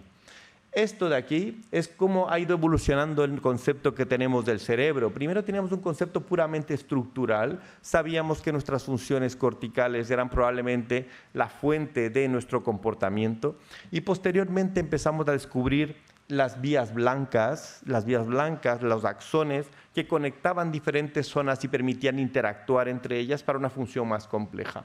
Ahora estamos en una fase del conectoma, estamos descubriendo las inmensas conexiones que existen entre diferentes partes del cerebro para permitir realizar funciones cerebrales. Esto nos hace que cuando el descubrimiento, por ejemplo, del código genético ha influido mucho en nuestra forma de ver los problemas. Es decir, que creemos que ya que se descubrió un código genético, una forma de descifrar el ADN, vamos a descubrir también un código neural, una forma de descubrir y de descifrar la forma en que se conectan las estructuras cerebrales. Siempre los seres humanos, como veis, estamos haciendo analogías de lo que ya conocemos para interpretar lo desconocido. Y probablemente el cerebro es uno de esos campos donde ese principio no está sirviendo del todo. Porque, por ejemplo, contrariamente a esa hipótesis de activo, despierto y dormido, unos y ceros, se ve desafiada, por ejemplo, por hallazgos como el cerebro en reposo, el resting state, que usamos muchos de nuestras investigaciones, ya que es la actividad cerebral que se da cuando está en reposo la persona. Normalmente, si siguiéramos el principio del 1 y el 0, ese estado dual del cerebro como activo e inactivo, entenderíamos que si yo no estoy moviendo mis brazos, mi cerebro, las zonas motoras deberían estar apagadas. Sin embargo, cuando la persona está en reposo, dependiendo de su condición basal y de las enfermedades que puedan afectarle, las diferentes zonas del cerebro están activas de manera paradójica. Por tanto, el cerebro se autoorganiza como un todo sin un control centralizado. Hay redes que involucran estructuras corticales y subcorticales, y vemos que las analogías han llegado ya a un límite. Y probablemente es necesario crear modelos teóricos alternativos que permitan representar el procesamiento cerebral como algo complejo que probablemente nuestro mismo cerebro no está preparado para comprender la forma de procesamiento que se da. Las capas neuronales corticales se comunican de una forma no lineal. Es caótica y es cambiante. No siempre las mismas conexiones dan el mismo resultado, aunque tratemos de generalizarlas. Y es difícil independizar los procesos voluntarios de los involuntarios. Esto último es importante porque lo que os he mostrado al inicio, esas estructuras profundas que compartimos con los animales, son estructuras que dan un comportamiento involuntario, un comportamiento instintivo. Y la corteza da un comportamiento racional. En el ser humano hay una interacción en la cual la corteza puede controlar y modular la respuesta a las estructuras profundas hasta un punto. Cuando la vida esté en riesgo, la corteza se ve anulada y nuestro comportamiento sigue siendo instintivo. Yo me pregunto qué pasaría si hay un fuego aquí o hay una catástrofe. Seguramente no muchos nos pararemos a pensar cuál es la mejor manera de salir, sino que echaremos a correr usando la activación de nuestro sistema límbico y nuestro sistema profundo, que haríamos exactamente lo mismo que si otros mamíferos estuviesen aquí frente al fuego. No nos diferenciaríamos en nada. Por tanto, las decisiones que tomamos también respecto a esto tenemos que considerar que las hacemos con un cerebro humano, con un cerebro animal. Este cerebro, con su complejidad, ha sido el responsable de todos los desarrollos tecnológicos de los cuales hemos sido capaces y que han permitido este salto cognitivo y esta revolución que hemos podido experimentar gracias al desarrollo de la agricultura, al desarrollo de técnicas científicas y últimamente de las tecnologías de las cuales estamos tratando en este congreso. Nuestra capacidad cognitiva como especie nos ha permitido la creación de herramientas. Esta capacidad de transmitir la tecnología a través de la cultura es realmente lo que ha expandido nuestra inteligencia. Es decir, que quiero que empecemos a ver la inteligencia como una función de la sociedad y no como algo individual, porque son diferentes la inteligencia social que tenemos como grupo humano y la inteligencia individual. Pero ¿cuándo empezamos a sobrepasar el límite? ¿No hemos sobrepasado ya el límite que tenemos como seres humanos? Por ejemplo, miremos estas imágenes donde vemos un ser humano levantando un peso con una palanca y al lado un ser humano usando un exoesqueleto. ¿Cuál es la diferencia entre los dos? Si son herramientas que hemos desarrollado y está usando el ser humano para poder realizar un trabajo. ¿Y qué pasa abajo? ¿No es acaso una aumentación de nuestra memoria o un aumento de nuestra memoria el hecho de tomar apuntes? Tomar apuntes en la libreta y es una externalización de la función de la memoria, aunque no queramos creerlo. ¿Cuál es la diferencia entre esto y un implante que va al hipocampo y permite que podamos guardar una memoria de manera más eficiente? Realmente es probable que si lo pensamos así, ya hemos empezado hace mucho a sobrepasar los límites naturales de la inteligencia humana, o está en nuestra naturaleza el hecho de desarrollar herramientas sin fin para que esto nos permita un mayor avance tecnológico. El límite de nuestra inteligencia, en este caso, según lo que he dicho, depende de nuestras herramientas. El cerebro desnudo tiene muchas limitaciones, pero llevamos miles de años haciendo cosas que no son naturales gracias a nuestras herramientas. Por ejemplo, ¿es natural para el ser humano poder ver una bacteria? Probablemente no. Sin embargo, al usar un microscopio somos capaces de hacerlo. Es decir, que el uso de ese microscopio realmente está expandiendo nuestra capacidad cognitiva, está expandiendo uno de los componentes de los cuales os mostré, la percepción. ¿La percepción es o no parte del concepto general de inteligencia? Por supuesto que sí. Por tanto, estamos aumentando la capacidad de percepción y eso nos va a llevar a una capacidad deductiva diferente también. ¿Está en nuestra naturaleza buscar ventajas frente al resto? Esto lo he oído varias veces en este congreso y realmente yo creo que es probable que nuestra naturaleza sea la que nos lleva a esta curiosidad sin límites. Como veréis, hay diapositivas en las que solo puedo hacer preguntas y dar pocas certezas. Por ejemplo, ¿qué inquietudes despierta la posibilidad del aumento de nuestras capacidades individuales? ¿Qué inquietudes despierta en nosotros y en el resto de la sociedad? ¿Cuál es el límite individual? ¿Y qué ventajas realmente estamos buscando con estas técnicas? Y una cosa importante es saber si no solo hemos llegado al límite personal, sino al límite como especie para poder explicar el universo. ¿Por qué buscamos mejorar cognitivamente? Probablemente el vivir en una economía postindustrial y donde la información es poder está influyendo mucho en este deseo de mejorar cognitivamente y que cada vez es más evidente. La meritocracia exacerbada requiere una mejor capacidad de aprendizaje, memoria y estabilidad emocional. Esto último es muy importante en los últimos años, que se ve como una ventaja incluso frente al resto de seres humanos. La adquisición de habilidades cognitivas invirtiendo menos esfuerzo y tiempo puede ser una ventaja. Esto nos lleva a pensar que ¿qué pasaría si yo tengo que hacer una carrera de 6 años para ser médico y otra persona en el futuro pueda implantarse información en el cerebro y pueda ser médico en 1 minuto? ¿Veríamos peor eso porque no ha costado esfuerzo? Es decir, nuestro juicio es un juicio que pasa por la moral del esfuerzo o la ética de recompensar el esfuerzo, más que por la adecuación o no de tener esa información de un momento a otro. Buscamos habilidades actualizadas y no perderlas por el envejecimiento. Eso también nos lleva a esta búsqueda. En cuanto a los métodos de búsqueda de aumentación cognitiva, tenemos que ver que podemos analizarlas desde muchos puntos de vista, ¿no? El modo de acción, el componente cognitivo donde actúan, porque no hay ninguna que actúe en todos los componentes cognitivos, factores personales, temporales, efectos adversos, disponibilidad y aceptación social sobre todo.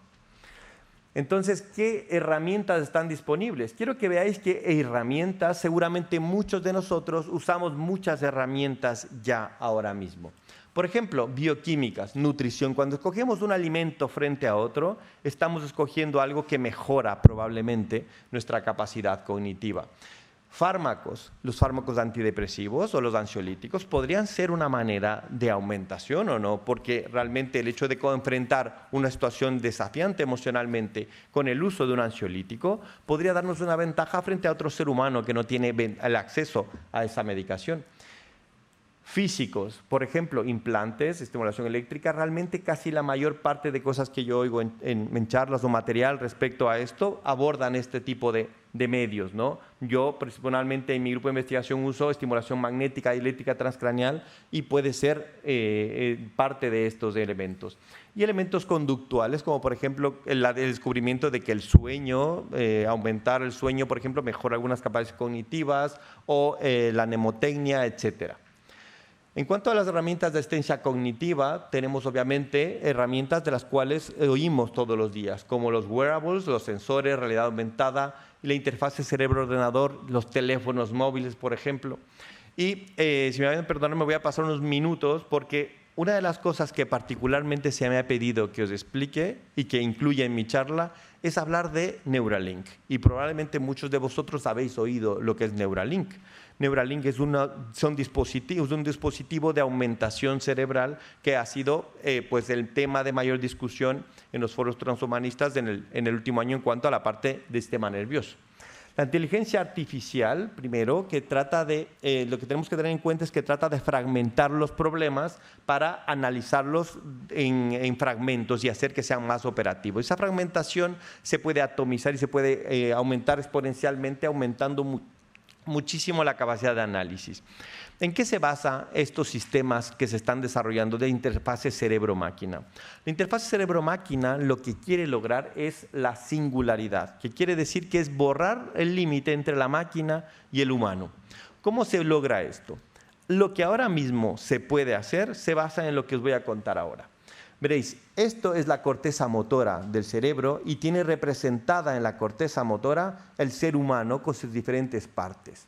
Esas partes tienen neuronas por debajo, que esas neuronas al activarse movilizan esa parte del cuerpo. Desde hace muchos años podemos hacer electrocorticografías, que es poner una manta de electrodos encima de la corteza que perciben en qué momento se despolariza una u otra de esas neuronas. Por tanto, es análogo a saber en qué momento se está activando las neuronas del brazo, de la pierna, de la boca, por ejemplo, en este homúnculo, ¿no? En esta parte. ¿Qué diferencia de desarrollo hay ahora? Que se han desarrollado electrodos que son numerosísimos e ínfimos en cuanto a tamaño, que se pueden introducir en toda esa corteza y se puede percibir no solo el movimiento general de la mano, sino de músculos individuales de la mano, músculos individuales de la cara, etcétera, lo cual ha permitido traducir esa activación de la corteza en movimiento de exoesqueletos, en escritura automática, y todo esto en cierta manera leyéndote la mente, entre comillas. Lo pongo entre comillas porque realmente no nos están leyendo la mente, lo que están haciendo es reemplazar el punto de eferencia. ¿Os acordáis que os dije que había un punto de aferencia, que es la sensibilidad, y de eferencia, que es la motricidad? Ellos, lo que se puede hacer con esto es implantar sus electrodos en la parte motora para percibir cuál es la eferencia. Lo que pasa en la mitad de la sensibilidad y la motricidad es todavía un misterio. No sabemos cómo funciona ni dónde deberíamos implantar un electrodo para saber lo que piensas, para saber cómo has llegado a una conclusión o para meter una idea en el cerebro. No se puede hacer todavía. Entonces, la detección del input y el output es totalmente posible gracias a esta tecnología, ¿vale? Entonces, obviamente, el efecto puede variar según el que use estas herramientas y la aceptabilidad también varía según las mejoras estén orientadas a mejorar a un ser humano o llevarle a más allá de la normalidad. Yo os voy a poner esta última diapositiva que tengo, donde pongo 3 preguntas que me parecen muy importantes para terminar. Lamentablemente no puedo hablar de otras cosas porque me he prolongado mucho. El ser humano está limitado por la biología. ¿Qué otras herramientas de expansión cognitiva desarrollaremos en los próximos años? Porque estoy seguro que las desarrollaremos. ¿Estamos preparados ahora para poder asumir esos retos en el futuro? ¿Y el ser humano es infinitamente perfectible? ¿O a dónde vamos? ¿Cuál es el límite al cual debemos aspirar? ¿Dónde vamos a parar? Entonces, pues esto es lo que quería contaros y pues cualquier pregunta que tengáis estaremos contentos de responder. Gracias.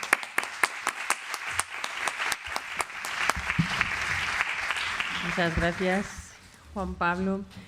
La verdad que sí que nos hemos ido de tiempo, pero es que era una pena, ¿no? el perdernos ni una coma de lo que estabais contando. Entonces, aunque el café era de 5 a 5 y media, con permiso de la... Sí, me dicen que sí, con permiso de la organización, vamos por lo menos a sacar unos minutos para poder responder preguntas. Muchas ya las habéis lanzado, ciertamente. Entonces, por si hay alguien de la audiencia que quiere preguntar algo, de los que están conectados, que quieran preguntar algo a cualquiera de los ponentes o incluso entre los participantes.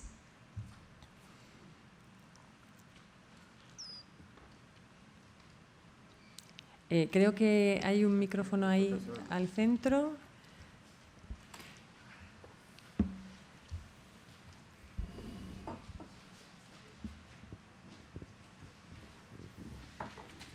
Buenas tardes, un gusto escucharles a los tres. Por ir al grano, profesor Howe, yo quería preguntar por pura curiosidad y desde la ignorancia supina. La técnica del CRISPR, que nos ha explicado magníficamente, ¿tiene algo que ver o guarda alguna relación con la tecnología del ARN mensajero de la que escuchamos tanto a raíz de las vacunas? Muchas gracias. Bueno, como tecnología no tiene nada que ver. Ahora bien, hay una analogía en cuanto que ese sistema en el que se basa la CRISPR, que es la síntesis de un ARN un ARN, una molécula sintética en el caso de la aplicación CRISPR, tiene una cierta analogía, repito, porque, vamos a ver, un ARN mensajero, como por ejemplo el que todos conocemos de las vacunas recientes de Moderna y Pfizer, es una especie de molécula producto de la expresión de un gen. Un ARN siempre es producto de la expresión de un ADN. El ARN es algo que se deriva, es una copia en una versión un poquito diferente de lo que sería la secuencia de un gen. Y la diferencia es únicamente por unas bases nucleotídicas, pero en el fondo hay una relación de extremo a extremo de la molécula que se expresa, el gen, a la molécula que se genera, que es ese ARN mensajero en el caso de la expresión de un gen, por ejemplo, el de los antígenos de estas vacunas. Ahora bien, en el caso de CRISPR, por ejemplo, lo que ocurre aquí es que se genera también un ARN, no es un mensajero, porque cuando llamamos mensajero, la idea es que luego se va a traducir a su vez en otro tipo de molécula que es una proteína, ¿no?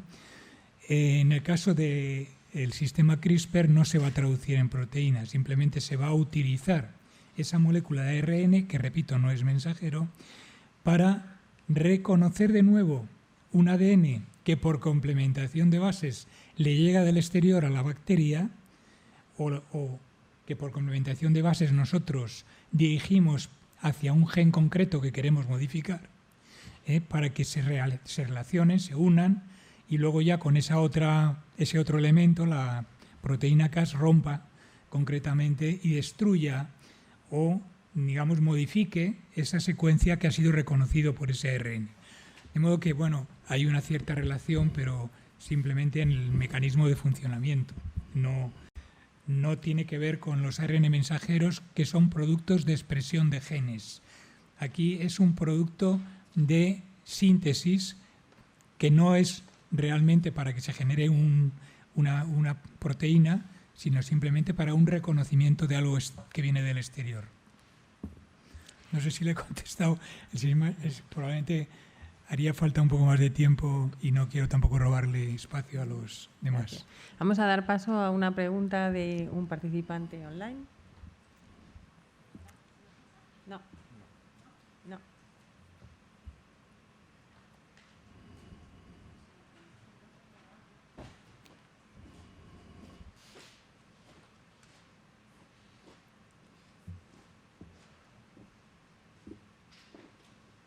Hola a todos, ¿ahora sí? No. Vale. So. Vale. Tengo una pregunta de un participante online que quiere preguntarle al profesor Jouves sobre el experimento chino de 2018. que decía que para el profesor Jouve, sobre el experimento chino de 2018, ¿ha habido algún tipo de seguimiento y revelación de cómo están esas niñas? Muchas gracias de parte de Jorge Nicolás Laferrier. Lulu y Lana, ¿cómo están? Sí, perdón, es que no le he oído bien la pregunta, pero ya me la he pasado. Bueno, vamos a ver, lo que se sabe es que de las 2 niñas, una de ellas sí recibió la modificación genética que pretendía He Jiankui, el investigador chino que lo hizo, pero no sabemos nada. Bueno, la otra no se modificó por las pruebas que se han hecho, pero no sabemos nada de qué otros posibles efectos colaterales puede haber tenido el genoma receptor. Sabemos que el gen concreto, que sí se puede controlar porque es una secuencia conocida, el gen CCR5, y podemos estudiar, digamos, cuál ha sido el efecto de la operación del CRISPR, y entonces se sabe que sí que se ha modificado en una de ellas. En la otra, repito, no ese gen, pero del resto del genoma, hay que tener en cuenta que un genoma humano tiene del orden de 3.175 millones de unidades de bases nucleotídicas, algo así como 21.000 genes y grandes espacios que no son informativos, que no son, digamos, que no se van a expresar nunca en modo de gen, al modo de un gen. De modo que cualquier alteración en las otras regiones, de momento, a lo mejor no se manifiestan. Y a lo mejor no se manifiestan nunca de por vida. Y a lo mejor, o a lo peor, se manifiestan incluso en sus descendientes, porque pueden haber alterado células que por la vía del tejido germinal trasciendan vía gametos a sus futuros descendientes. De modo que todo eso puede ocurrir. De momento lo que se sabe es lo que se sabe, que es muy poco. Sí, de hecho, incluso He Jiankui reconoció que había un tercer bebé que no había nacido en el momento en que se dio publicidad a su experimento y del cual no se sabe nada, ni si nació o si fue modificado o no fue modificado. O sea, las autoridades chinas, como era de esperar o de temer, pues han cubierto con una cortina espesa y no se sabe absolutamente nada. Sí que Hu fue condenado a 3 años de prisión, que supongo que debe estar cumpliendo rigurosamente, pero y tampoco se han publicado los resultados del experimento en publicaciones científicas, al menos que yo sepa.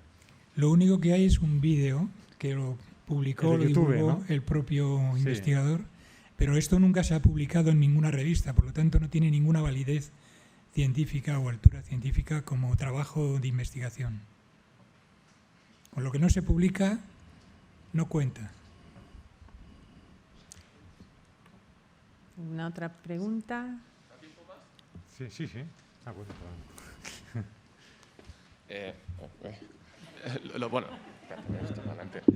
Lo primero, buenas tardes y enhorabuena por las charlas porque han sido realmente ilustradoras. Yo quería hacer una pequeña reflexión junto con una pregunta, y es que tras escuchar las charlas de esta tarde y de esta mañana, parece que sobre el ambiente fluctúa un poco la idea de que tras el transhumanismo puede haber una especie de ignorancia sobre el propio ser humano. Y yo quería preguntarles qué opinan sobre lo siguiente, y es ¿qué culpa tenemos la gente que nos dedicamos a la investigación en ello? ¿Y por qué digo esto? Porque seguro que todos seremos conscientes que en todo artículo científico o en todo proyecto siempre la primera parte es el marketing, el cómo vendemos una idea, siempre queriendo poner que haciendo más hincapié que en la propia idea científica, en lo que estamos queriendo vender o vender la moto, que ha salido en algún momento este concepto. Entonces, ¿cuánta responsabilidad podemos llegar a tener los investigadores en la generación de este tipo de ideas? Bueno, yo te puedo decir que los investigadores más prestigiosos en el campo de la ingeniería genética se han mostrado mayoritariamente muy prudentes en cuanto a la posible aplicación de las tecnologías que ellos han descubierto o desarrollado para finalidades tanto terapéuticas como no terapéuticas, y que incluso han manifestado de una forma coordinada y consensuada su parecer en reuniones hechas al efecto, ya en el 75 en Asilomar, luego en el año 2012 en Napa Valley, Luego se han hecho las dos cumbres de edición del genoma humano. Una, la que se hizo en Washington, y la segunda, la que se hizo en Hong Kong, que fue donde Hu Yankui fue invitado para que explicara sus experimentos. Y en todas ellas se ha manifestado una cierta cautela y prudencia en la aplicación de esas tecnologías, precisamente para, como decía el que formulaba la pregunta, para no demonizar esas propias tecnologías que ellos mismos están desarrollando. Son los investigadores los primeros interesados en que no se exagere en cuáles son las posibilidades que existen. Y incluso algunos que no son investigadores en ingeniería genética, sino que tienen una función más de apoyo, por ejemplo, filósofos o expertos en ética, que el propio Julian Savulescu criticó el experimento de Hu. Está escrito. Es decir, ¿por qué? Porque se dio cuenta de que eso ya iba mucho más allá de lo que incluso él mismo estaba proponiendo. Probablemente lo hizo con un efecto protectivo para evitar pues, que luego se le pudiera a su vez criticar, ¿no? Pero sí que existe esa digamos, precaución, si quieres decirlo así, por parte de los investigadores, y creo que esa prudencia es completamente legítima. Sí, yo quería únicamente añadir que el propio Karl Popper, que es un teórico de la ciencia, decía que la ciencia implica la ética. Y yo creo que los buenos investigadores son responsables de lo que hacen y piensan en las consecuencias. Un buen investigador siempre está pensando en qué consecuencias tendrá o qué se derivará de lo que hace. Y de hecho, como bien decía Miguel Ángel, en la reunión de Asilomar del año 75, cuando empezaron las técnicas de ingeniería genética en bacterias, se hizo una moratoria. Los propios investigadores decidieron parar antes de seguir en algo muy arriesgado. Y en el momento actual estamos en lo mismo. Los propios investigadores han declarado una moratoria para no utilizar las células germinales. Yo creo que aquí están tirando de estas tecnologías factores externos al mundo de la ciencia y al mundo de la investigación.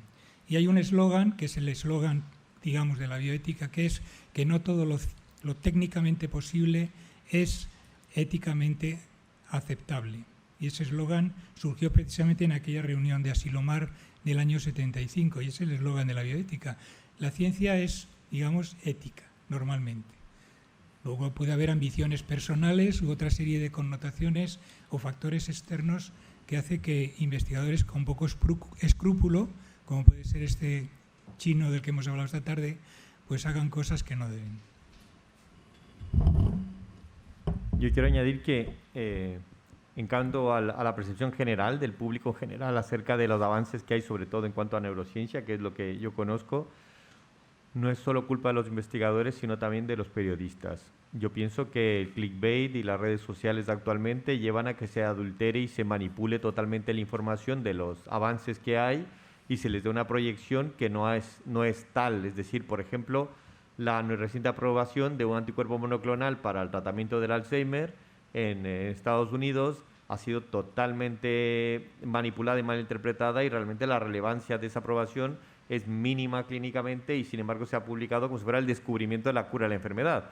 Esto pasa en neurociencia, y en cuanto a estos avances también la interpretación de la gente y lo que cree la gente que está pasando realmente en la ciencia está adulterada por la ética periodística y los divulgadores científicos que trabajan en los medios masivos de comunicación, que realmente probablemente o no saben de ciencia o pues no quieren comunicarla tal como es. Bueno, pues aunque es un tema apasionante y quedan muchas cosas, ¿no? muchas preguntas en el aire, como van a quedarse en el Congreso participando, estoy segura que cualquiera de los tres ponentes van a responder a las preguntas en el café. El de hoy ya no, porque ya nos lo hemos perdido. Pero bueno, creo que ha merecido la pena. Muchas gracias a los tres por haber compartido con nosotros esta tarde, y muchas gracias a todos los participantes y a los presenciales y a los online por haber elegido esta mesa. Muchas gracias a todos, Elena. No sé si quieres... Solamente quería dar un aviso. Sí que hay café. Quien quiera, no, lo digo comiéndose un poquito. Las comunicaciones van a empezar puntualmente, pero esta mesa, como ha terminado más tarde, en el Square, que es el espacio en medio del campus. Hay café para quien quiera ir a pues tomarlo. fenomenal. Y así quien rápidamente quiera seguir preguntando, venga, muchas gracias. Gracias a todos.